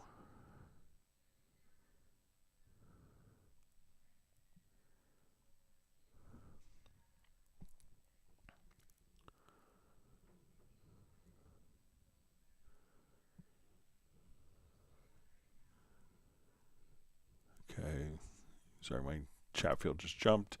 Bo asks, can we automatically set the folder name to the same name as the project, like new project, X name, X folder? Now we select a folder before the project name. So there isn't a way to do that, and sometimes there's a lot of people that want to start off and they may say sketch or idea number 3 for today, and when they but they don't want that folder to be the name of the file. So that's why, since we're creating 2 different things, we don't assume that the folder name should be the project name. So things like that, I think are good software assumptions, that we shouldn't automatically make decisions like that for people, and that you should, we don't want to kind of pre-make that choice for you. A lot of users would kind of find that annoying, that, you may want to start a project folder and maybe you spelled something wrong in a project folder and you want to give it an incremental name but not change the name of the project with, take 14, more bass, no bass yet, pre-background vocals, different, so those should, I think, be independent of each other. Okay.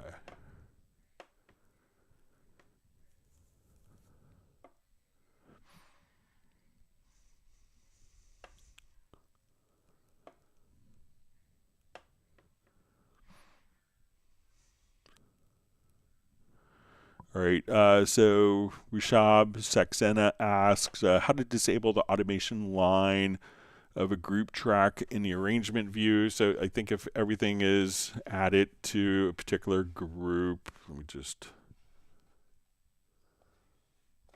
come over here, that we'll see that particular line. So I'm going to add these to a group. When we add the group, there's no data on the group, but we see the automation line. So, that will still be present. If you don't want it to move, I think that you could just lock. If you lock the parameter, you could make that disappear right here. So in the inspector, just click on the padlock, and then that line will disappear for you.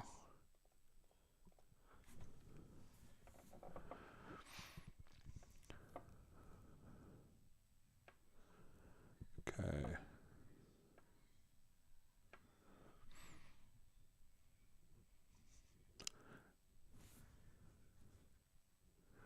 Okay, wonderful to see David M. from Liverpool area. Says, hi Greg, if I copy an event using Alt plus Shift and drag to another track, any chances the actions on both tracks, so using Alt / Shift and drag to another track, any changes action on both tracks, how do I then stop this happening once I want to stop doing this? Okay, so let's say we have a MIDI track here. Okay, so I'll add an instrument track.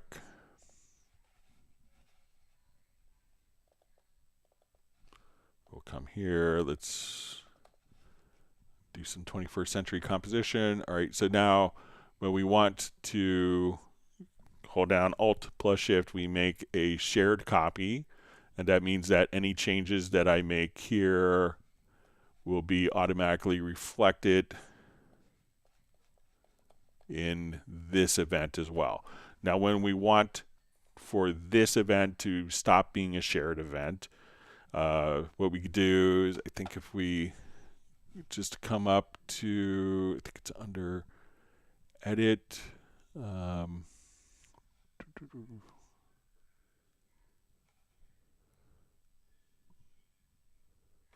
We'll see, so we'll get an edit menu to functions and convert to real copy. So now if I come here, let's just draw in some really obvious CC data. We'll say, so we see that CC data on this event, and this event wasn't updated. So go to your edit menu to functions and have that event selected and choose convert to real copy. And that will take the shared copy to a real copy.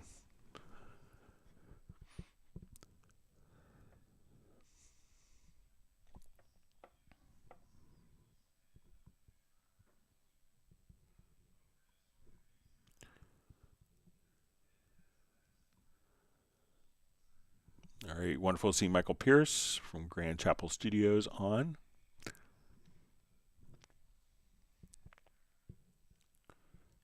see.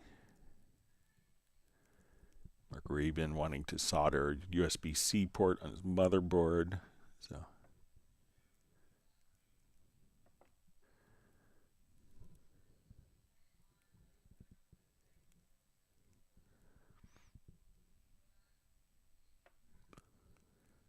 Okay.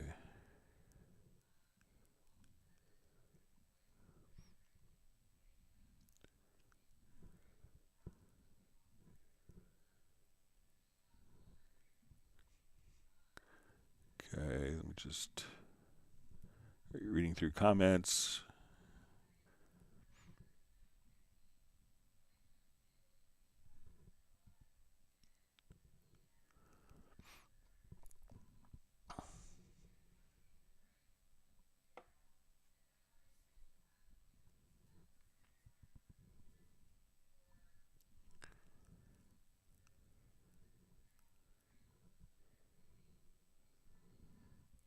Okay, reading through comments again. All right. Let's see, Mark Raven's going to pop over to England and get his soldering done by Tigerman Guitars.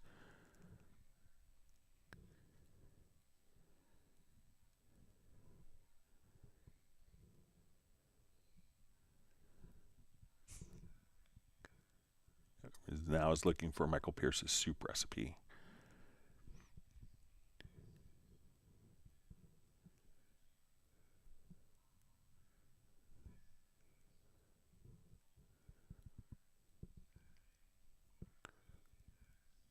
Okay, so we see Val's going to a concert. He's wishing me a happy NAMM show. Usually everyone else has fun, and I'm the one that has to work the whole time. All right.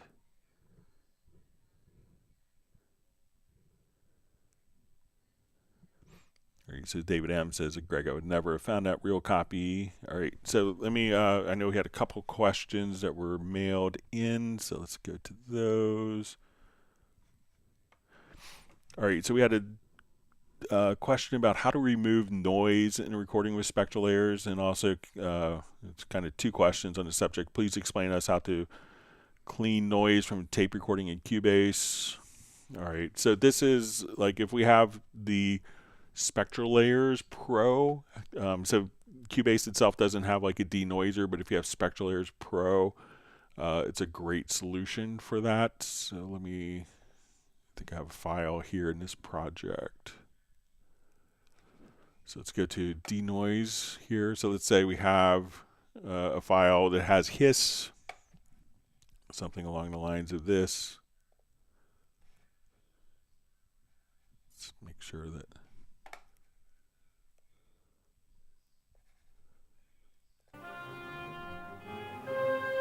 So we'll start off, I think a smaller second if memory serves. So a lot of hiss in the recording. So what we're going to do is load this as an ARA extension.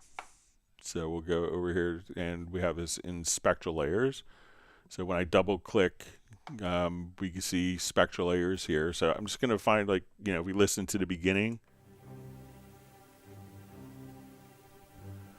So I'm going to select kind of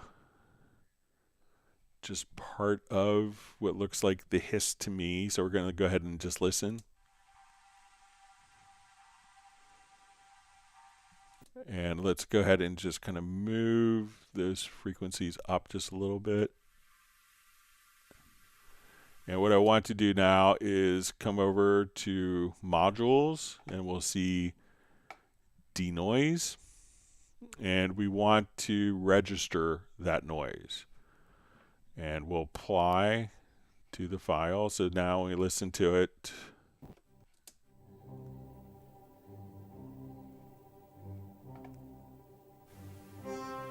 and I could do it, let's do it for the whole file here.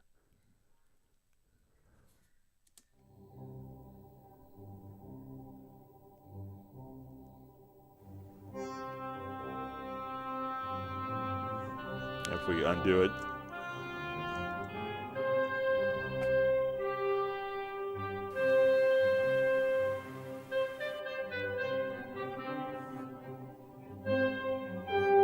so this way you could kind of, carefully kind of select and isolate the noise, save that as a noise, register that noise, and be able to kind of filter it out.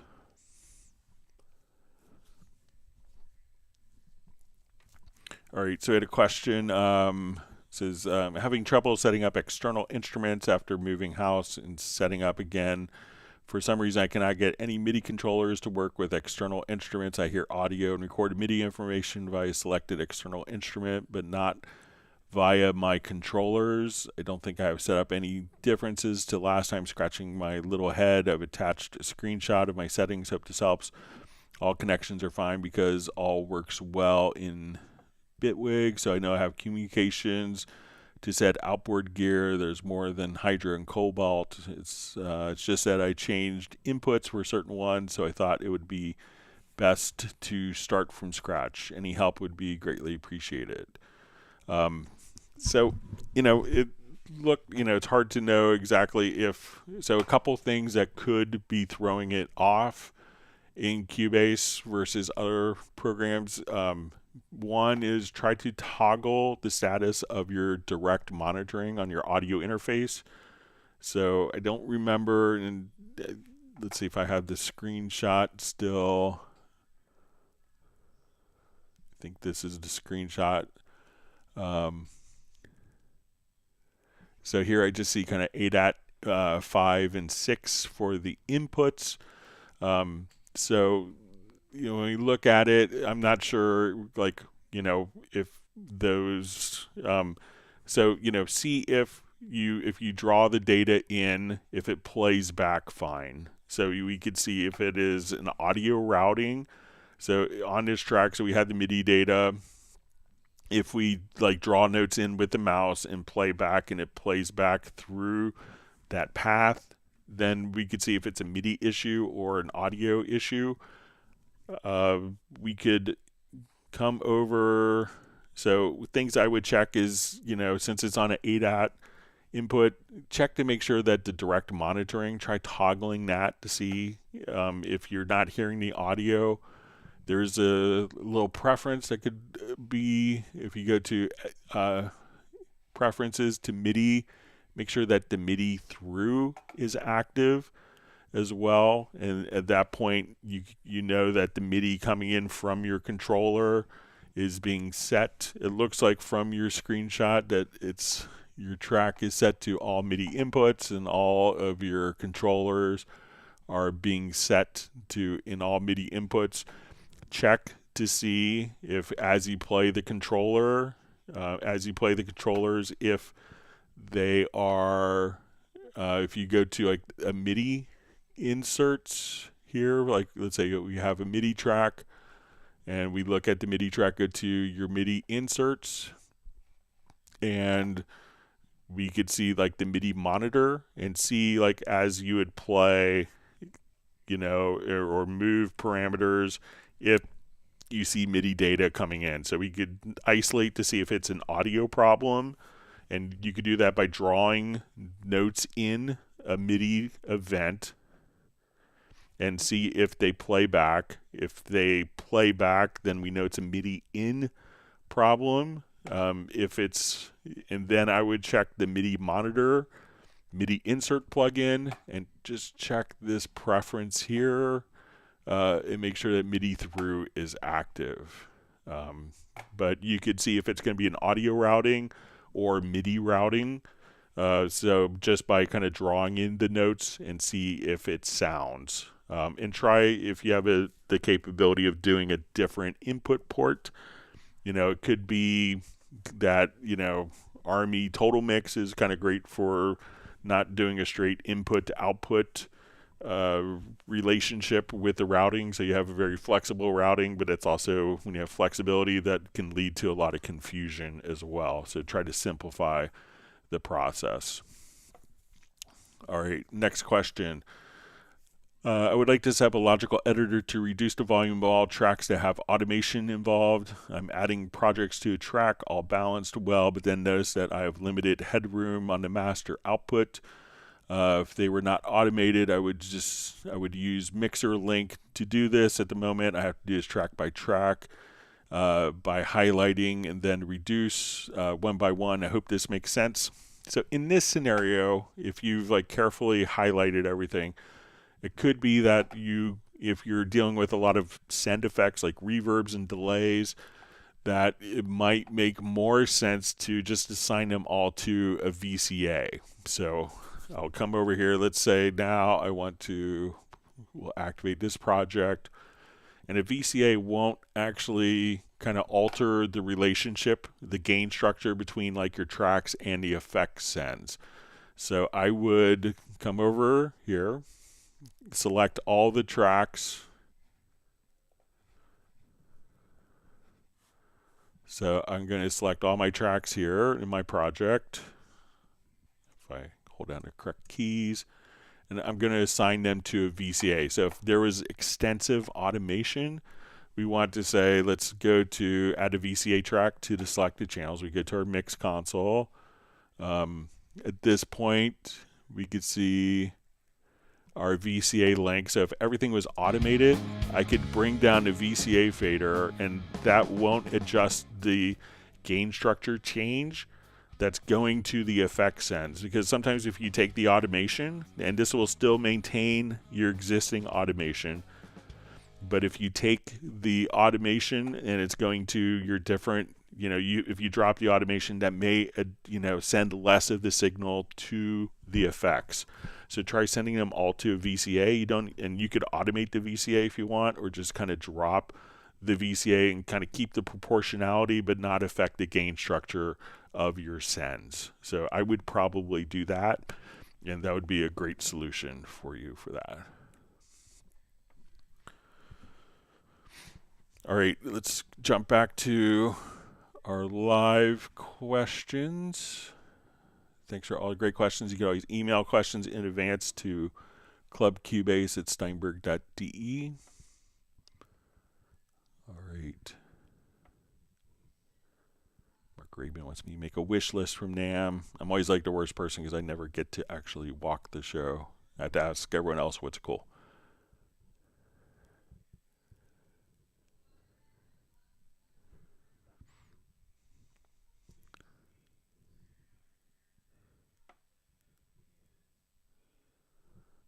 Okay.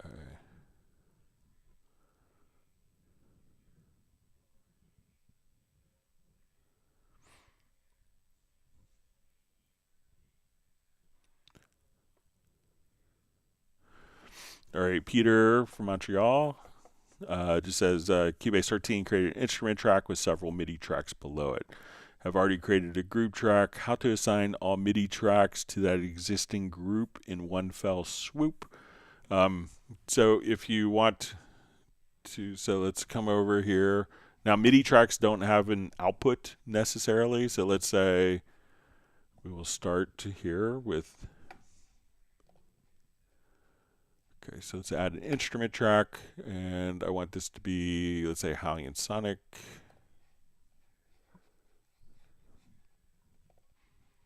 Okay, so I'm going to add MIDI tracks. All right. So I'm not sure if it's, I assume it's going to be MIDI tracks. So let's start with channel 2. Let's add. Okay, so we come here, let's load up sound here. Okay, we'll go to channel 2.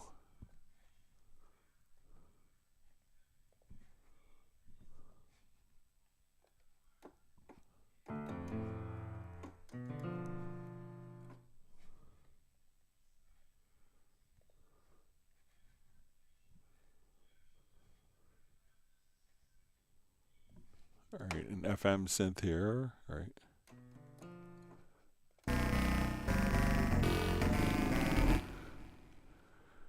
All right, and let's say flux. All right.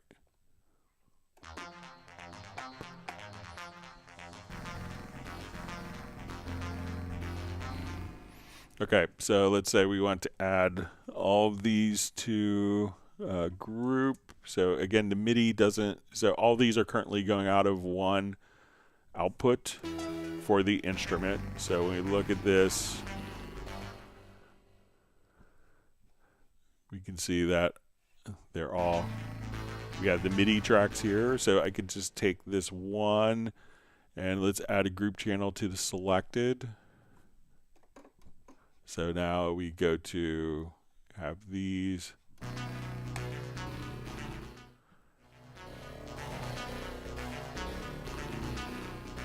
Now, if these are all going to different outputs on the instrument, the behavior may change a bit. So let's come over and send these to different outs, like independent outs.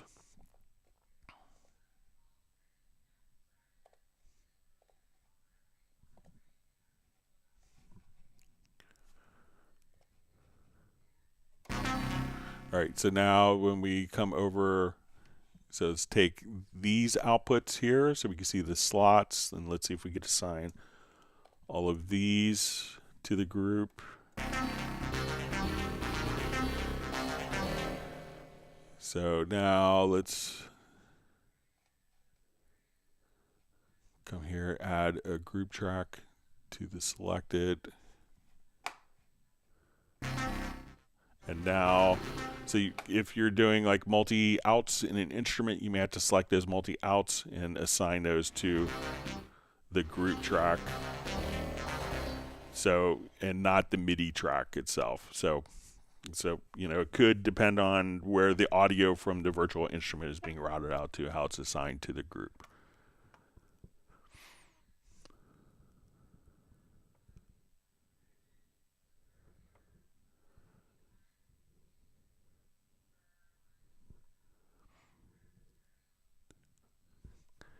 So Mark Raven just says, ask him if you go around and walk because there's a spammer on our chat that wants to know. So sometimes I will get to the show floor early, so I could walk around before I have booth duty. But if anyone is coming out to NAMM, please stop by and say hello.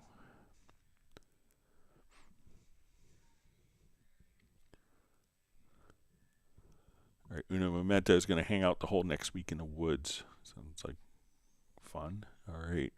So I think we have reached the end of questions. We'll see if there's any more questions that sneak in. If not, we'll wrap up just a couple minutes early. I want to thank everyone for all the great questions. I want everyone to please stay safe and healthy. I'm appreciative to be part of the community, and I look forward to like anyone that's going to be out at the NAMM show. Look forward to meeting people in person, and just all right, so Rajesh asks, just real quick, how do you pan using a single MIDI controller when in the stereo combined pan mode? So you have to use two separate controllers because it's two functions. And currently when we do it, it can be done in, if we go to the generic remote, you could set up, if you go to the mixer, so let's say we go to the VST mixer and we go to like the selected channel, and then we could have, if we go to standard panner, you'll see pan left right 2. So you have 2 different controllers that would need to do that because you're actually controlling 2 different aspects. All right. See, David M just says, Greg, enjoy NAMM, but keep away from those Yamaha drum displays. Yeah, I had maybe 10 years ago, I got stuck right across from the Yamaha drums. And the Yamaha drum setup is to basically have 3 drum kits set up, and they put sticks and drum thrones out. And it's kind of a drum circle. It's a drum solo that goes on all day between different people. So at about 114 dB. So, all right, let's see. All right. So again, I think we're ready to be wrapped up. So thanks everyone for all the great questions. I look forward to seeing everyone back like a week and a half from today. So again, no live stream next week, but we will be picking it up, I think, on the 28th. I think that's the 28th. And we'll do our Zoom hangout on that following Friday and the 31st. Everyone have a wonderful weekend, and we'll see you in about a week and a half. Thank you very much. Goodbye.